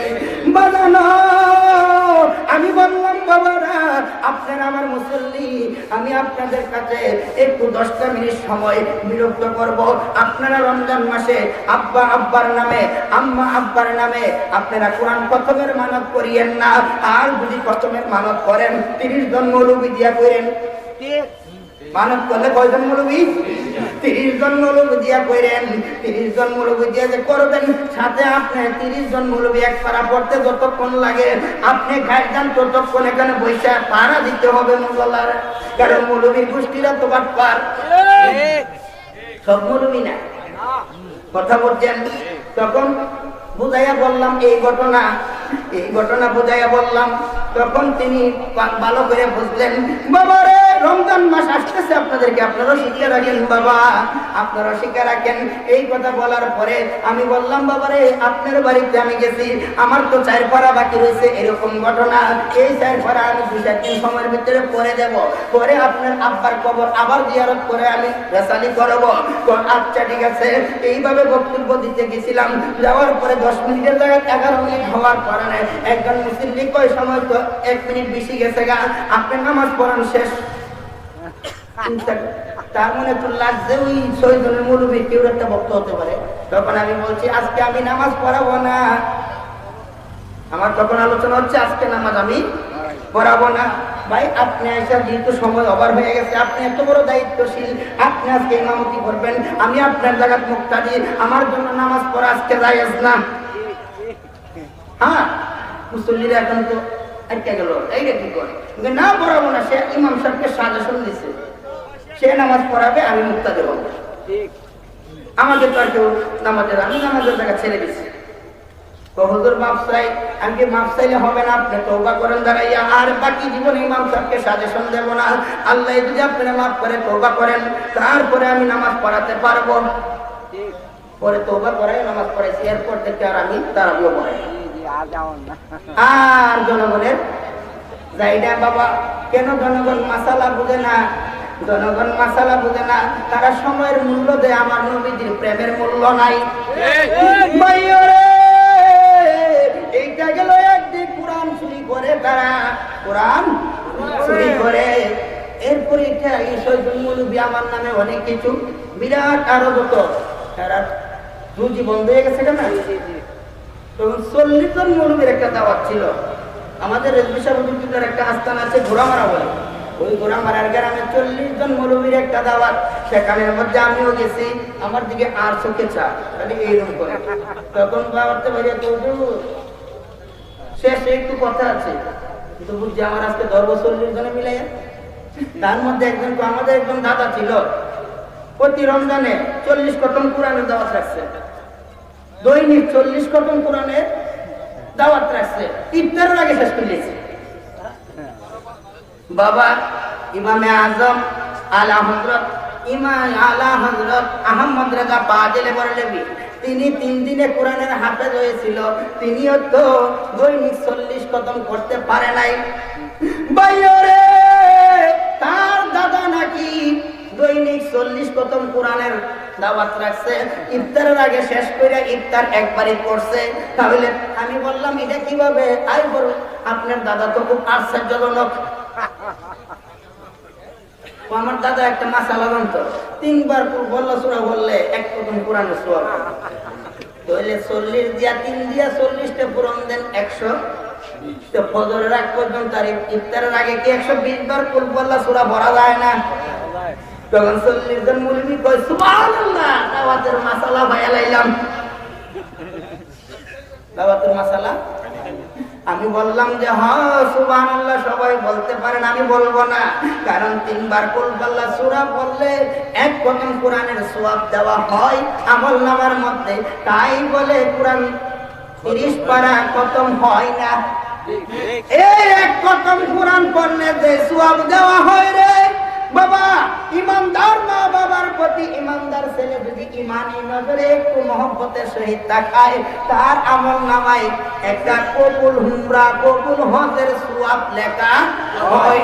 তাই বলে তার উমরা বাতিল হয়ে যায় নাই, এটা ফজিলত বুঝাইছে। কন্যা সুবহানাল্লাহ। ওরে মুখ করে দো নিজের ব্যবসা পুঁজি করতে যাইয়া তোরা কি করলে রে, কি করলে? তারা আল্লাহর রাসূলের আদর্শ ছেড়ে দিলে, তোরা বাটপারি চিটারি করতেছ। তোরা তো 3 বার কুল বললে যদি হয়, তাহলে কেন কোরআন খতমের দাওয়াত রাখো? ও আশিকে রাসূল ভাইরা, আপনারা কোরআন তেলাওয়াতের দাওয়াত দিতে পারেন। একটা হরফ যদি কোরআন শরীফ সহি শুদ্ধ করে কেউ পড়ে, তার আমলনামার মধ্যে 10টা নেই। আপনি যদি একটা লাইন পড়েন, একটা লাইনে কতটা হরফ আছে? যদি একটা লাইনে 100 হরফ থাকে, এই 100 হরফে 10 দিয়া 100 রে পূরণ দিলে কত হয়? 1000 নেক যদি আপনার আত্মার কবরে আপনি বক্সা দেন, এই কবরের মধ্যে আর আযাব থাকবে না। আল্লাহর কোরআনের শান। আর যদি বাটপারি করে সারা কোরআন পড়েন, সওয়াব বলে দেব বাবা। কতটা বলবো? এরপরে কোরআন খতম করে পড়ার পরে প্রতি খতমে 6000 টাকা চুক্তি করে। কারণ 6000 হলে 6 জনে 1000 করে বল, 2-4টা যদি দৈনিক করতে পারে, তাহলে কত হইব? দৈনিকে 6000 টাকা কামাইব। তারা বিত্ত আছে, কথা বলেননি? আমি এটারও বিরোধিতা করেছি। তখন বলতেছে হ্যাঁ আপনি এটার বিরোধিতা করেন, এটা তো জায়েজ আছে, একটু দলিল দাও। আমরা পরিশ্রম করি না। আরে তুমি পরিশ্রম করো দেখি তো তোমাকে গরুর গোশত আইনা বোনা কইরা খাওয়ায় দেয়, আবার হাদিয়া তোমাকে দেয় বিবেচনা করে রহমত। আর পরিশ্রম কইরা যদি কেউ গিয়া পায়খানা খায়, যে পরিশ্রম করে পায়খানা খাবো, তাহলে কি এটা রহমত হবে? বাবা পরিশ্রম কইরা এসে যদি হালাল খানা একটু তাও রহমত হবে। পরিশ্রম কইরা হারাম সব খাইয়া লাও, পরিশ্রম করে আইছি, তাহলে কি ঠিক করলেন? তখন আমি বললাম তারা তো আমার শত্রু হয়ে গেছে। তখন আমি বললাম বুখারী শরীফে একখান হাদিস আছে, চায়া চুক্তি করে নেওয়া জায়েজ আছে। আমি একখান হাদিস বললাম। তখন মৌলবীরা তো ভাই পরের দিন আমার মসজিদে যায় কয় বুখারী শরীফের হাদিসটা আমার একটু দরকার। ভাই যদি এই হাদিস দিয়ে বাংলাদেশ তামা করে লইব খায়া, কারণ জায়েজ আছে যে হাদিস।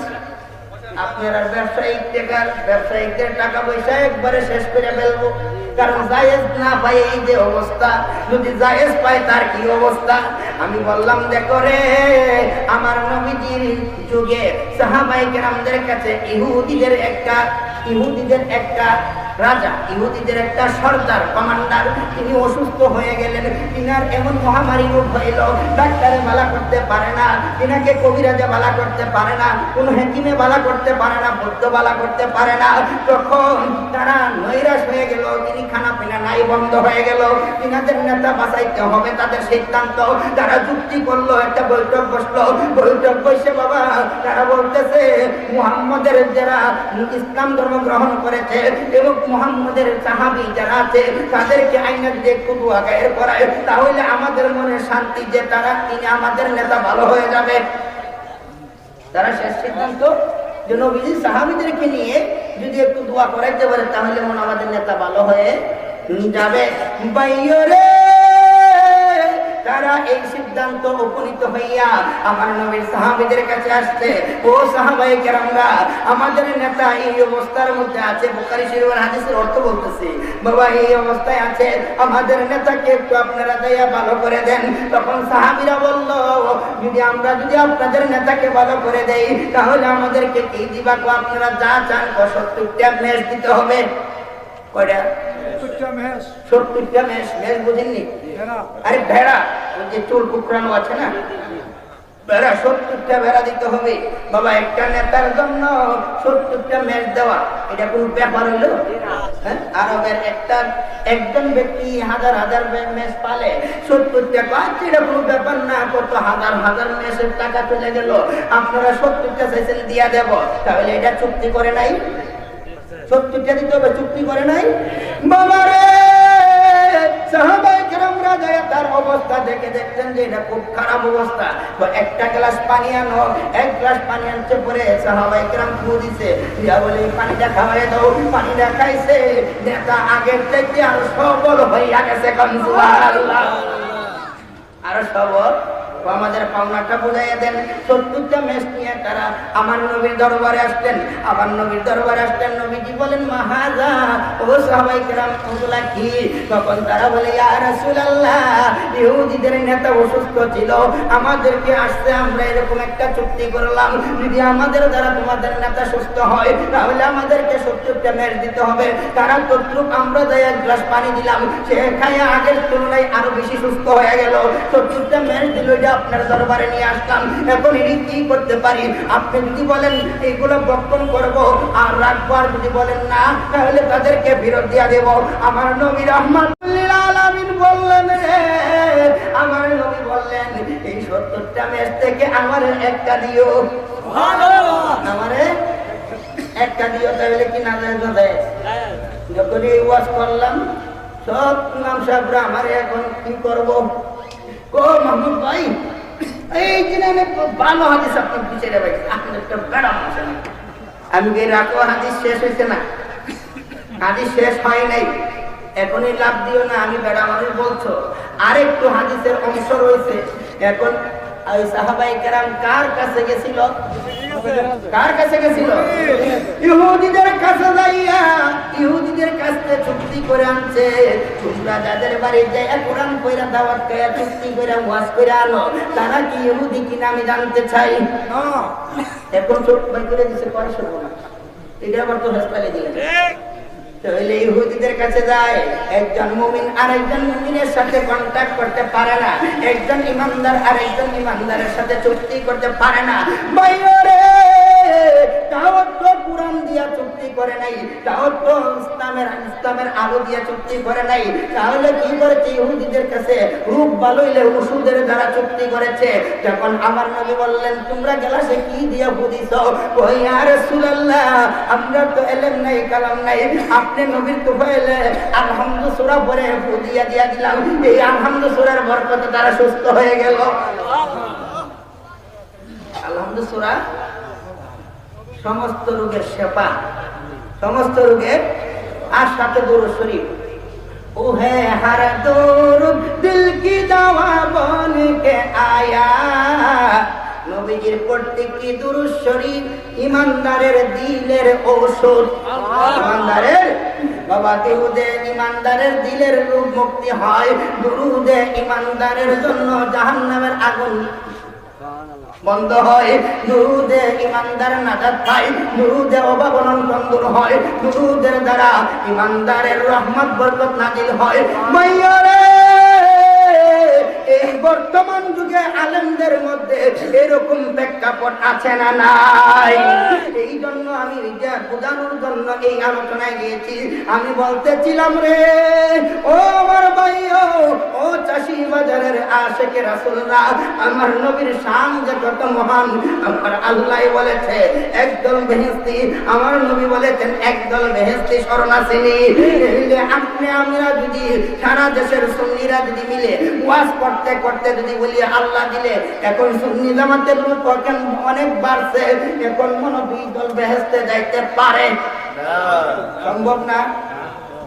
যদি 2 দল বেহেশতে যায়, আমার নবীর জবান মুবারক কোথায়? আমার আল্লাহর জবান মুবারক কোথায়?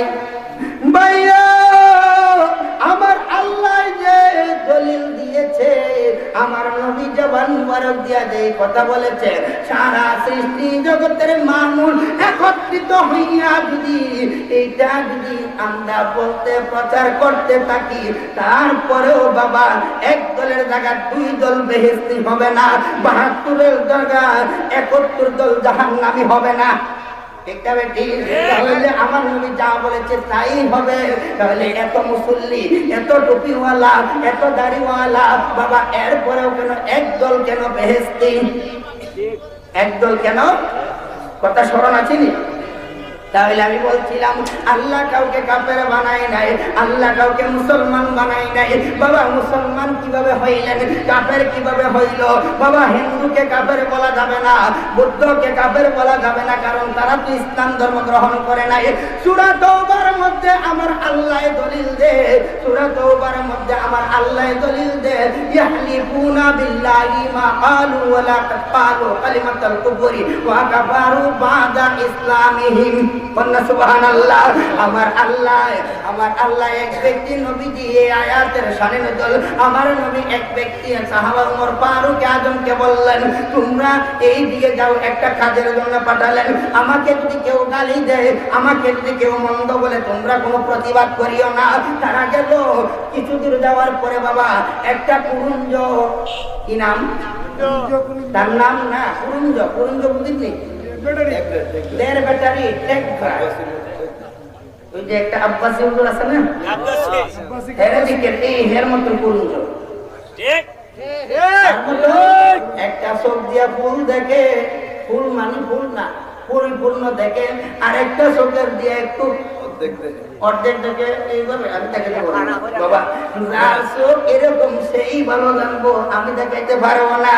এই এক থেকে সহজ দলিল বাবা তাফসীরে দুররে মানসুরের মধ্যে এই আয়াতের শামিল দিলে আল্লামা জালালউদ্দিন সুয়ুতী তিনি কুরুঞ্জ বলছে, তিনি আমরা এটাকে বাংলায় বলি দেড় ব্যাটারি। এখন আপনাদেরকে বাস্তবে বুঝাইতে হলে আব্বাসীকে দেখে নিলেই চলে যাবে। বর্তমান যুগের মালাউন, বর্তমান যুগের শয়তান, বর্তমান যুগের দাজ্জাল, বর্তমান যুগের কাফের, বর্তমান যুগের মুনাফিক, বর্তমান যুগের ওলীদ ইবনে মুগীরা।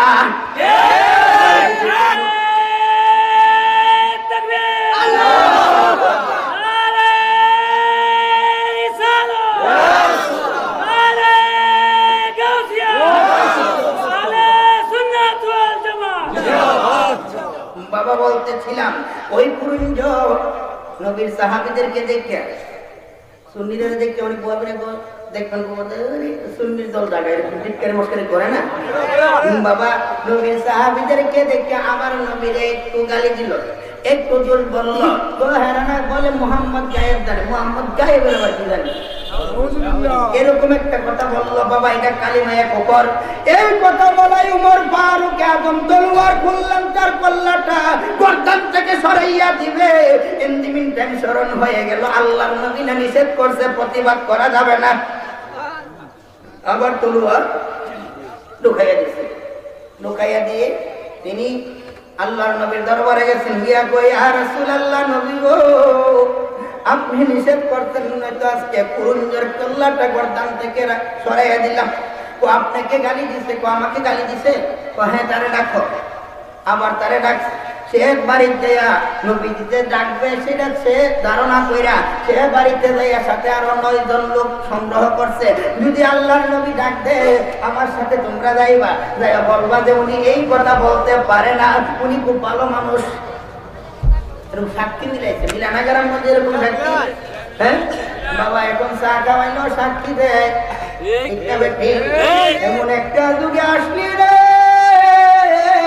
যে যুগের মধ্যে জ্বলন্ত আংরা হাতের তালকায় রাখলে যেরকম কষ্ট হবে রে, এর চাইতে বেশি কষ্ট হবে আপনি ঈমান নিয়ে কবরে যাওয়া। ও আমার ভাইও, এত সহজে জান্নাতে যাওয়া যাবে না, এত সহজে মুমিন হওয়া যাবে না। মুমিন হইতে গেলে অনেক পরিশ্রমের দরকার।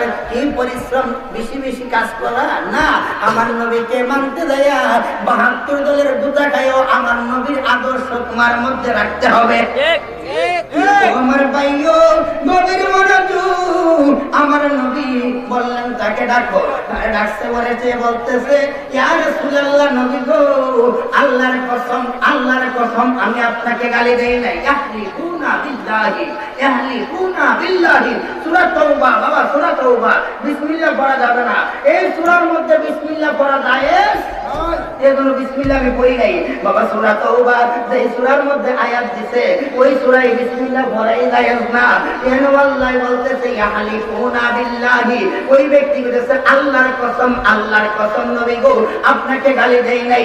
এখন সে কি গালি দেয় নাই? গালি দেয় নাই, গালি দিছে। এখন নবীজির সামনে আইসা আবার অস্বীকার করতেছে। এখন মিথ্যাবাদী বোঝা যায় সাহাবীরা, মিথ্যাবাদী বোঝা যায় কেন? সাহাবীরা আমার আল্লাহ কয় জিবরাইল রে, ও জিবরাইল যাও রে যাও, এই কুরুঞ্জ আমার নবীকে গালি দিছে, আমার নবীর সামনে দাঁড়াইয়া মিথ্যা কথা বলতেছে। তুমি আয়াত লইয়া যাও, আমি আল্লাহ সাক্ষী দিলাম আমার সাহাবীরা মিথ্যা কথা বলতে পারে না।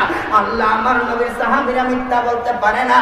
আল্লাহ সাক্ষী দিতে ওয়ালা কাদ কালু কালিমাতাল কুফরি, আছে না কোরআনে সূরা তাওবা, ওয়ালা কাদ কালু কালিমাতাল কুফরি ওয়া কাফারু বাদা ইসলামিহিম, ওয়ালা কাদ কালু কালিমাতাল কুফরি। আল্লাহ অবশ্যই দুইবার বলছে। কেন দুইবার বললো? একবার বলে চলে না? আল্লাহর কি অবশ্যই বলতে হয়? আমি আপনাদেরকে বিশ্বাস দেওয়ার জন্য আমি বলতে পারি বাবা অবশ্যই অবশ্যই অবশ্যই তোমাকে 10 টাকা একান্তে দেবো, সন্দেহ দূর করার জন্য নিশ্চয়ই পাবে। আল্লাহ কেন একটা নিশ্চয়ই দে, অবশ্যই দে?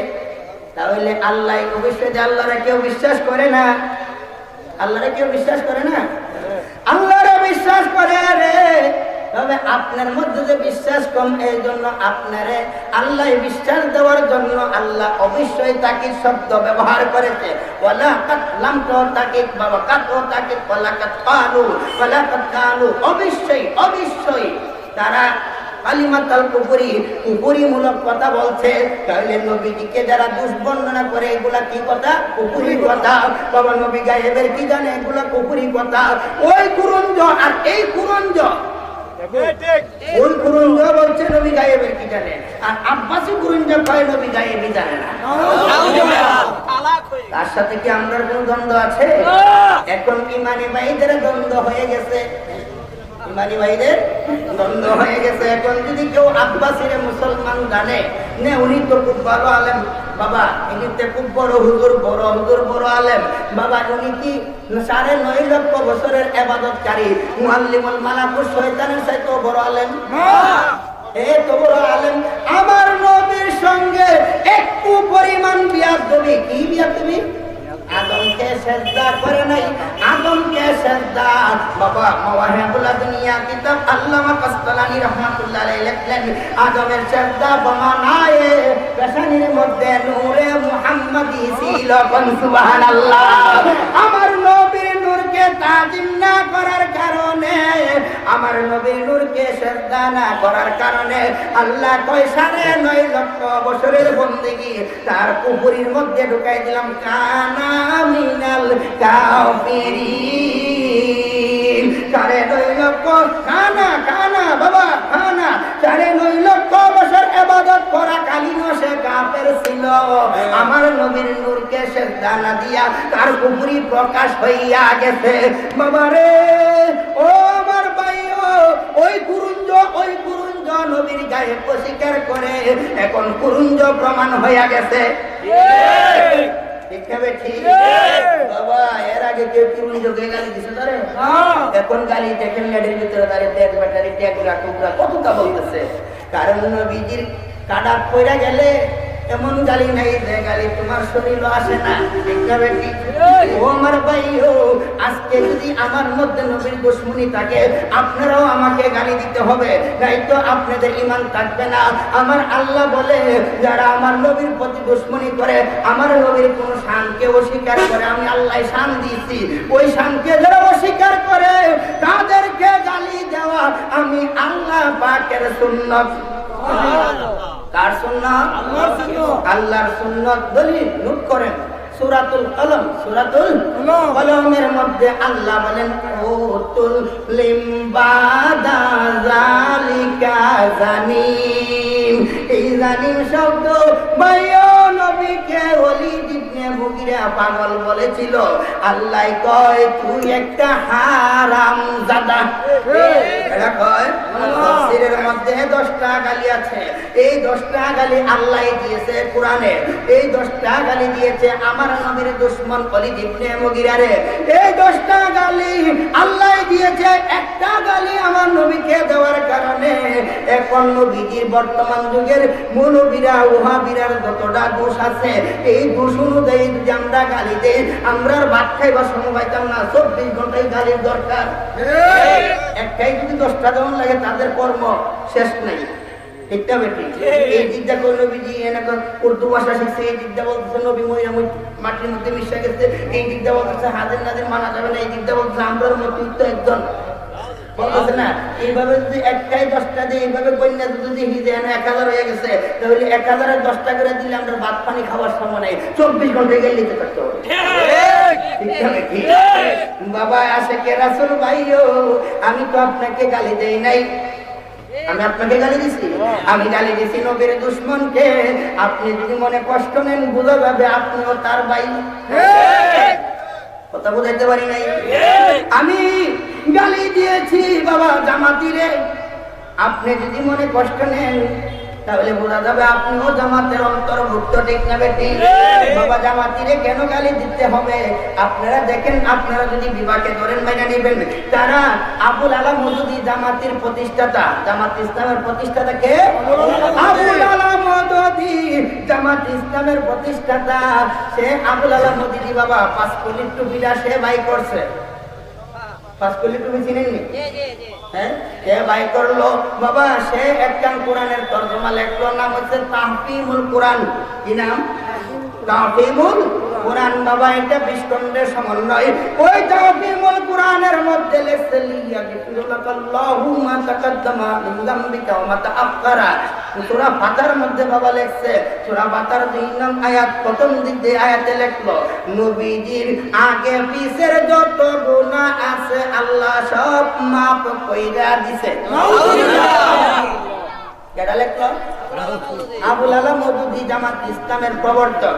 সে লেখলো নবীজির আগে পিছের গুনাহ যাহা আছে সব কিছু আল্লাহ মাফ করে দিছে।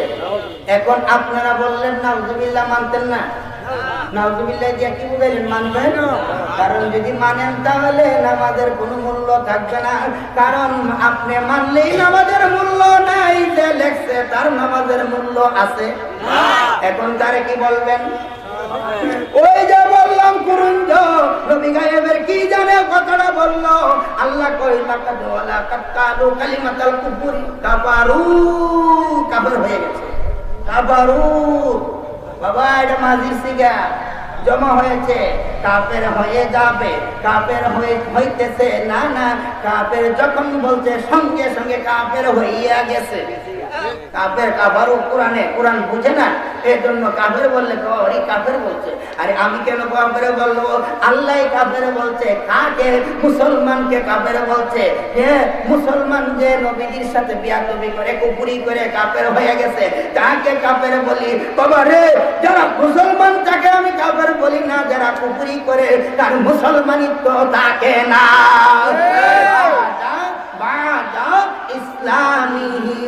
ইসলাম ধর্ম গ্রহণের পরে, ইসলাম ধর্ম গ্রহণের পরে নবীজির সাথে বিয়াদবি করে কুফরিমূলক কথা বলে কাফারু, কাফের হইয়া গেছে। তাহলে কি আল্লাহ কাফের বানাইয়া পাঠাইছে? আল্লাহ যদি কাফের বানাইয়া পাঠাইতো, আর কাফেরদের জন্য 7 নম্বর দুজক আবার আল্লাহ বানাইছে। ওই আমার আল্লাহ, তুমি কাফের বানাইয়া পাঠাইলা, আমার 7 নম্বর দুজক তুমি কাফেরদের জন্য বানাইলা। কেনই পাঠাইলা, আর কেনই দুজক বানাইলা? তাহলে আল্লাহ হয়ে যাবে অপরাধী। আল্লাহ কাফের বানাইয়া পাঠাই নাই, কাফের আপনি কর্ম করিয়া কাফের হইয়া গেছেন। এখন আর আপনার মুসলমানিত্ব নাই। এইভাবে আবুল আলা মওদুদীর মুসলমানিত্ব, আব্বাসের মুসলমানিত্ব নাই। এরকম যারা করে, নবীজির সাথে যারা বিয়াদবি করে, যত বড় বিশ্বাস হোক, তাদেরকে আপোষ দেওয়া যাবে না। আপোষ নাই। সুন্নি জামাতের কাছে আপোষ নাই। কিছুদিন আগে ছিল সুন্নি, হ্যাঁ আপনারাও জানেন সুন্নি, এখন সে হচ্ছে জামাতের লিডার। বাবা জামাতের লিডার কারণ দুশ্মন রাসূল একদিন না একদিন প্রকাশ হয়ে যাবে, কবরে যাওয়ার আগেই তার দুশ্মনী প্রকাশ হয়ে যাবে। তবে রেজবিদের রাটারে আরো আগে পড়ে গেছে বাবা সালাতুনিয়া সালাতুনিয়া রাসূলুল্লাহ আলাইকুম সালাতুনিয়া হাবিবাল্লাহ। বাজান আসুন আমি যে আয়াতে কারিমা তেলাওয়াত করেছিলাম আয়াতে যাব। কি বলেছিলাম? মুহাম্মাদুর রাসূলুল্লাহ, মুহাম্মাদুর রাসূলুল্লাহ অর্থ কি? মুহাম্মাদুর রাসূলুল্লাহ অর্থ কি? আল্লাহর প্রেরিত রাসূল। রাসূলুল্লাহ শব্দের অর্থ আল্লাহর প্রেরিত রাসূল। প্রেরিত বুঝেননি? প্রেরিত এখান থেকে একজন ব্যক্তিকে আপনি ঢাকা পাঠালেন কিছু মাল দিয়ে, তাকে প্রেরিত বলা হয়।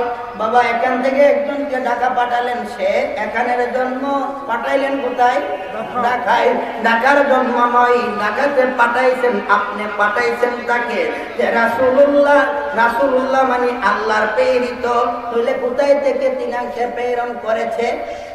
রাসূলুল্লাহ কোথায় থেকে প্রেরণ করেছে? আল্লাহ হইতে নবীকে পাঠাইয়েছেন।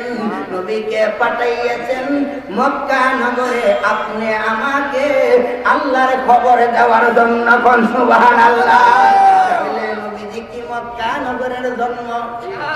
হ্যাঁ, কালেমার মধ্যে আসেনি? কালেমার মধ্যে নাই রে। নবীজির জন্মই নাই, নবীজির সৃষ্টি আছে। নবীজির জন্মই নাই, নবীজির সৃষ্টি আছে। মক্কা নগরে নবীজি শুভ আগমন করেছেন। মক্কা নগরে নবীজি শুভ আগমন করেছেন। নবীজির সৃষ্টি আলমে লাহুতে বাবা, আলমে কুদ্দুসে, সেখানে হচ্ছে হাকিকত বাবা। আমার আল্লাহ যত নবীজিকে বানাইলো, আদম নবীরে কেন বানাইছে? কি দিয়া বানাইছে? ভাইও আমাদের আহলে সুন্নাত ওয়াল জামাতের একটা মত হচ্ছে, যার মধ্যে 100টা গুণ পাওয়া যায়, 100টা গুণের মধ্যে যদি একটা গুণ কুপুরি হয়, নবীজির দুশমনী হয়, তার এই 99টা বালা গুণ আর বালা থাকে না, সে কাফের হয়ে যায়। আর দেওবন্দীদের আকীদা হচ্ছে, যার মধ্যে 99টা গুণ ভালো থাকে, একটা খারাপ থাকে, তারে আর কাফের বলা যাবে না, তারে কাফের বলা যাবে না। এইটা হচ্ছে তাদের আকীদা।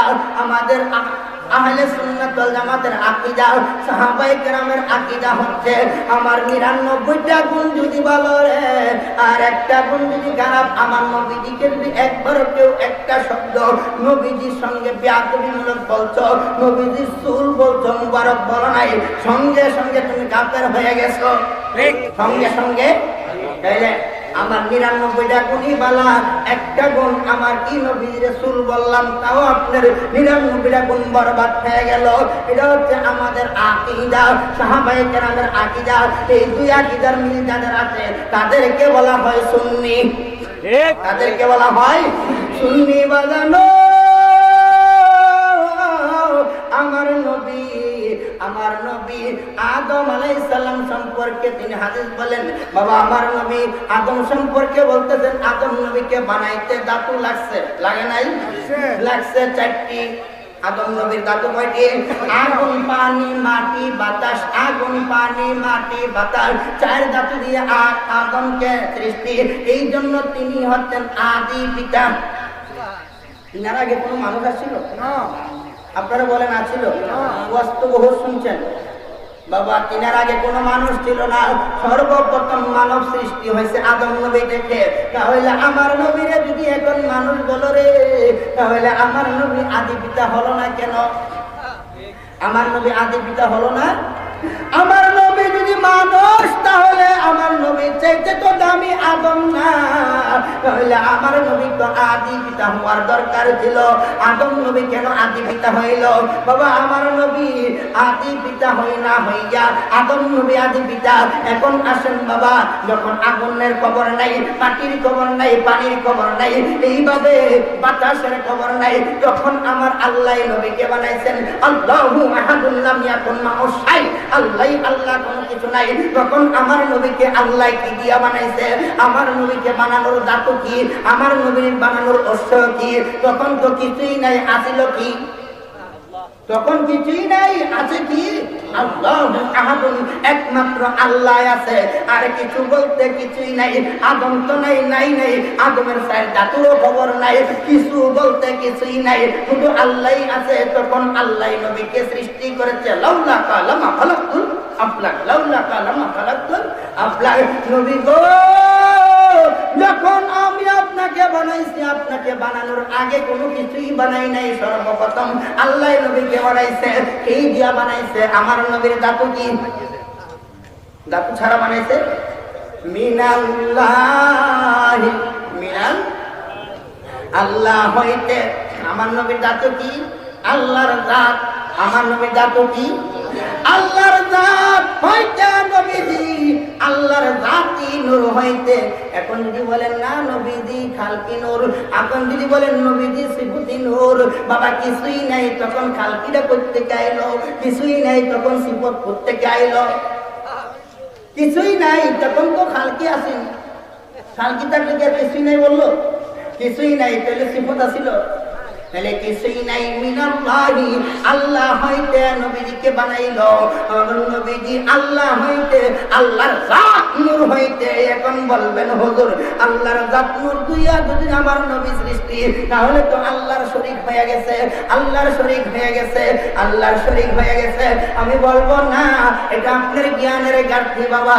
এই চাঁদরা হচ্ছে রজবের চাল, ওই চাঁদের মধ্যে আমার নবী আল্লাহর দিদারে গিয়েছিল। কেন গিয়েছিল বাবা জানেন? 2,24,000 পয়গম্বর দুনিয়াত আগমন করেছে। আদম নবী থেকে ঈসা রুহুল্লাহ পর্যন্ত 2,24,000 পয়গম্বর। তার মধ্যে মুসা নবী দৈনিকই আল্লাহর সাথে বলতো আল্লাহ দেখা দাও। আমার নবী তো একদিনও বলে নাই আল্লাহ দেখা দাও। প্রমাণ আছে? আমার নবী হাবিবুল্লাহ আর মুসা নবী হচ্ছে কালিমুল্লাহ। হাবিব और কালিম में क्या फर्क है? तफसीर रूहुल बयान আল্লামা ওয়াহিদ আহমদ ওয়াইসি রাহমাতুল্লাহ আলাইহি তিনি বলতেছে হাবিব এবং কালিমের মধ্যে, আকাশ এবং জমিনের মধ্যে যেমন পার্থক্য, হাবিব এবং কালিমের মধ্যে তার চেয়েও বেশি পার্থক্য রয়েছে। এখন নবীজি হাবিবুল্লাহ, আমার নবী বলতে পারে না যে আল্লাহ আমাকে দেখা দাও। হাবিবুল্লাহ আল্লাহর বন্ধু, হাবিবুল্লাহ আল্লাহর বন্ধু। বন্ধুকে আল্লাহ বন্ধুকে নেওয়ার জন্য পাগল, দেখার জন্য পাগল। তাহলে আল্লাহ বানাইছে, আল্লাহ দেখে না? আল্লাহ বানাই আল্লাহ। মুসা নবী পাগল, মুসা নবী তো একদিন দেখা দিল না, তাও একদিন দেখা দিছে। এমন দেখা একদিন দেখা দিছে, তাও জাররা পরিমাণ নূর দিয়া দিছে। এই জাররা পরিমাণে মুসা নবীর অবস্থা শেষ, বেহুশ হয়ে গেল। কয়দিন বাবা? 3 দিন বেহুশ ছিল। 3 দিন পরে পাহাড় দেখে কালো হয়ে গেছে। আমার নবী যে আল্লাহর দিদারে ছিল কয়দিন? 3 দিন। কয়দিন? 27 বছর। 27 বছর আল্লাহর দিদারে মুসা নবী 3 দিন বেহুশ ছিল। জাররা পরিমাণ, জাররা বুঝেন একটু সামান্য পরিমাণ, একটু জলক। আমার মুসা নবী বেহুশ হইয়া 3 দিন। আমার নবী আল্লাহর জাত হইতে রে, জাত হইতে নবীজি আগমন জাতের মধ্যে যাই আবার বিলীন 27 বছর। আমি বলবো যদি 27 কোটিও হয় তারপরেও আমি মানি। 27 কোটিও যদি হয় মানি, কারণ রহমাতুল্লিল আলামিন তিনি যখন চলে গেলেন বাবা, যে জায়গায় আছেন সেই জায়গায় বসা। 27 কোটি বছর পরে আইলো, আমি এই জায়গা থেকে লড়বো। তাই বলে আপনি বলবেন 9টায় বসছিলাম, হুজুর স্টেজে 9টায় বসছিল, আমি অত 9টায়। কে বলতে 27 বছর? এটা হচ্ছে ওহাবীদের কথা, ঠিক না বেঠিক? এই 2,24,000 পয়গম্বর কাউকে আল্লাহ মেরাজে নেয় নাই। আমার নবীকে কেন মেরাজে নিলেন বাবা রে? আপনার ছায়া, এই যে আমি ওয়াজ করতেছি, ছায়া নড়তেছে, আপনার ছায়া জমিনে পড়ে, আপনার ছায়া জমিনে পড়ে, ছায়ার ছায়া তো জমিনে নাই। আছে ছায়ার ছায়া জমিনে নাই।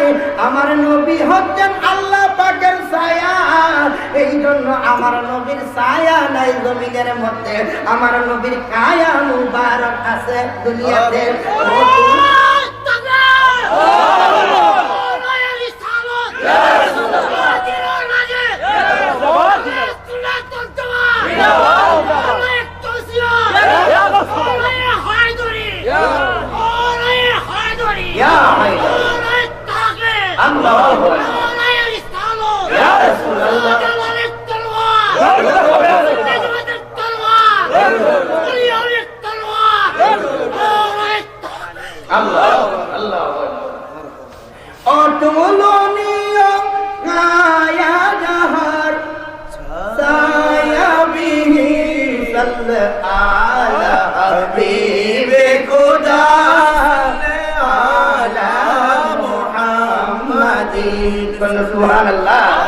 ইনার অতুলনীয় খায়া, এমন এক খায়া মুবারক ছিল, তবে ছায়া ছিল না। ও আমার ভাইও, ইনার ছায়া নাই কেন গো দুনিয়াতে? ছায়া নাই দিকে আমি ছায়া মুবারক বলি না। যদি মুবারক বলি তাহলে প্রমাণ হবে ছায়া ছিল।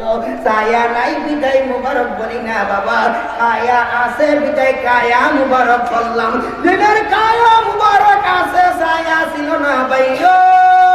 ও আমার ভাইও, গভীর রাত্রে আমার নবীর প্রেমের হাকিকত বুঝেন ভাইও। 2,24,000 পয়গম্বর, তারা কেউ মেরাজে যায় নাই, আল্লাহকে দেখতে পাগল ছিল, দেখে নাই। আর যারা পাগল ছিল দেখে নাই, আমার আল্লাহ নবীজিকে নিয়েছেন। কারণ নবীজি আল্লাহর জাত হইতে, তিনি জাতি নূর হইতে, সেটা প্রমাণের জন্য বাবা একটা মাঠের মধ্যে কালকা দুপুর বেলা 12টার সময় দাঁড়াবেন, পরীক্ষা করবেন। আপনার ছায়া হয়তো সামনে, নয়তো পিছনে বা ডাইনে বামে পড়বে। ওই ছায়াটা দ্বিপ্রহরের সময় কোথায় যাবে? ঠিক দুপুর বেলায় এই ছায়া সামনেও নাই, পিছনেও নাই, ডাইনেও নাই, বামেও নাই। কোথায় গেল বাবা? এত লম্বা ছায়া পড়েছিল, এখন কোথায়? এইটা দেহের মধ্যে বিলীন হয়ে গেল, দেহের মধ্যে বিলীন হয়ে গেল। বাবারে 12টার সময় ছায়া জমিনে পড়ে গেল, আবার 1টার সময় ছায়াটা দেহের মধ্যে বিলীন হয়ে গেল, আবার 2টার সময় ছায়া জমিনে পড়ে গেল। ঠিক কি না? আমার নবী আল্লাহর জাতের ছায়া, আল্লাহর জাতের তৈরি, আল্লাহর জাতের সৃষ্টি। আমার নবী মানবীয় স্রোতে 12 রবিউল আউয়ালে দুনিয়াতে আগমন করলো।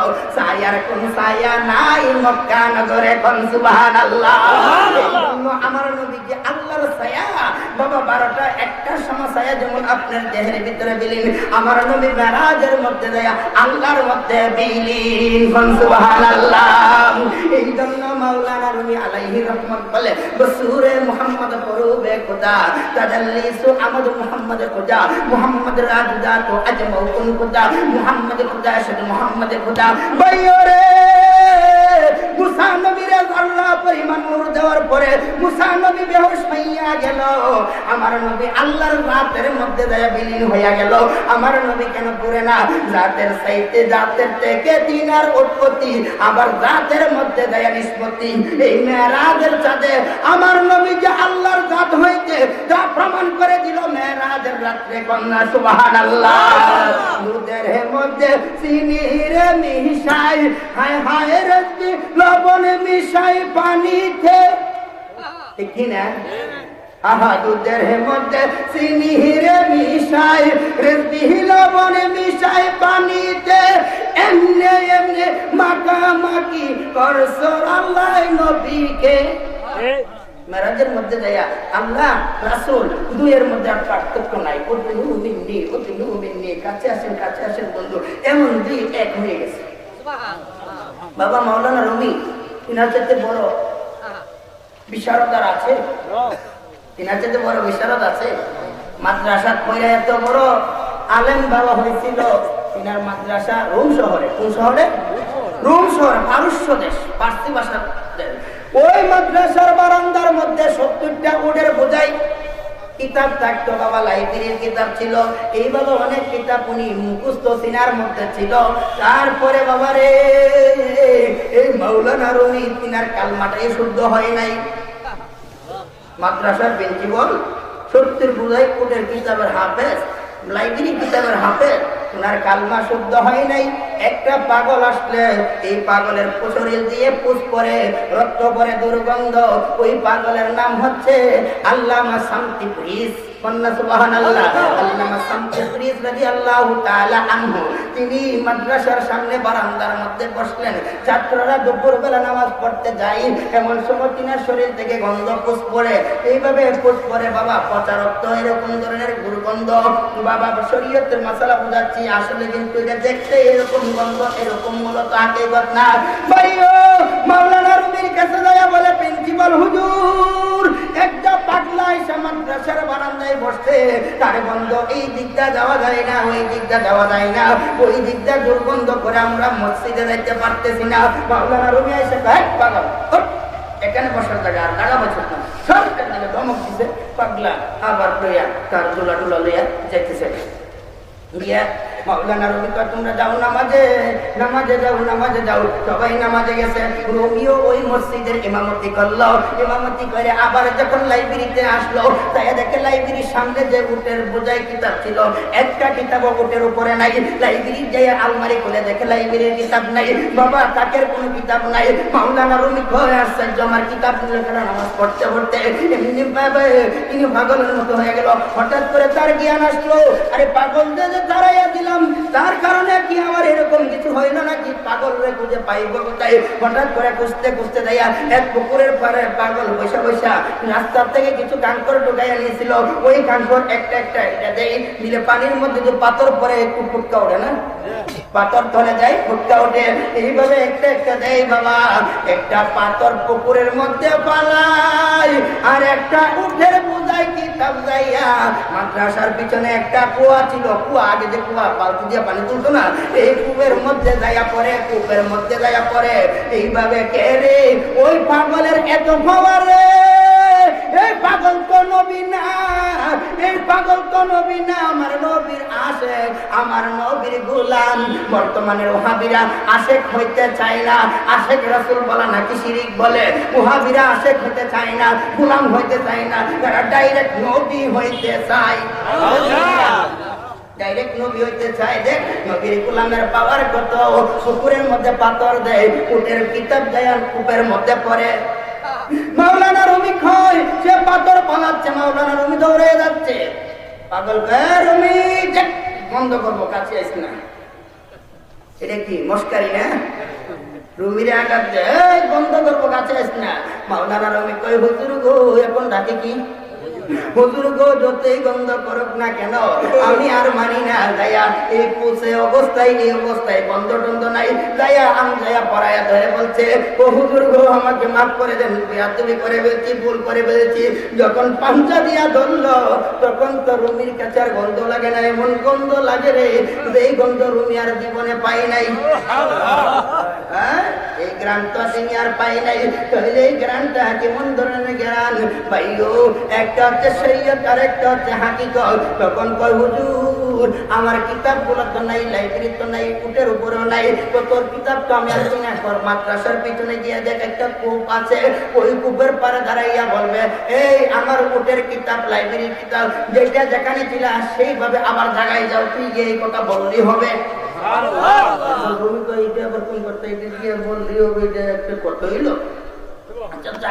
এখন আর বিয়ার তুমি বেড়ে লাভ নাই, যে বিয়ার তুমি করছে গিয়ে বলতে থাকি।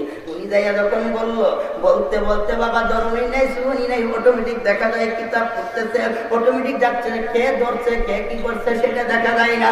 জায়গায় জায়গায় মাওলানা রুমি কয় দেখি কুয়ার থেকে যেহেতু কিতাব বলছে পাতাগুলা কি ভিজে গেছে না ছিঁড়ে গেছে, যাইয়া দেখে রে যেই কিতাব পুরানা ছিল এটা পেশের থেকে বাইরিয়া গেছে। আবার রুমি দৌড়াইয়া গেল ওই জামতি প্লিজ পাগলের কাছে, হুজুর গো ও হুজুর আমি বুঝতে পারি নাই, কিতাব তো নতুন হয়ে গেছে, আমি আপনাকে চিনতে পারি নাই, আমাকে আপনি কবুল করে নিন আপনার গোলাম হিসাবে। ও তুই আমার গোলাম হবে? তুই একজন প্রিন্সিপাল পাগলের গোলাম হতে চাও?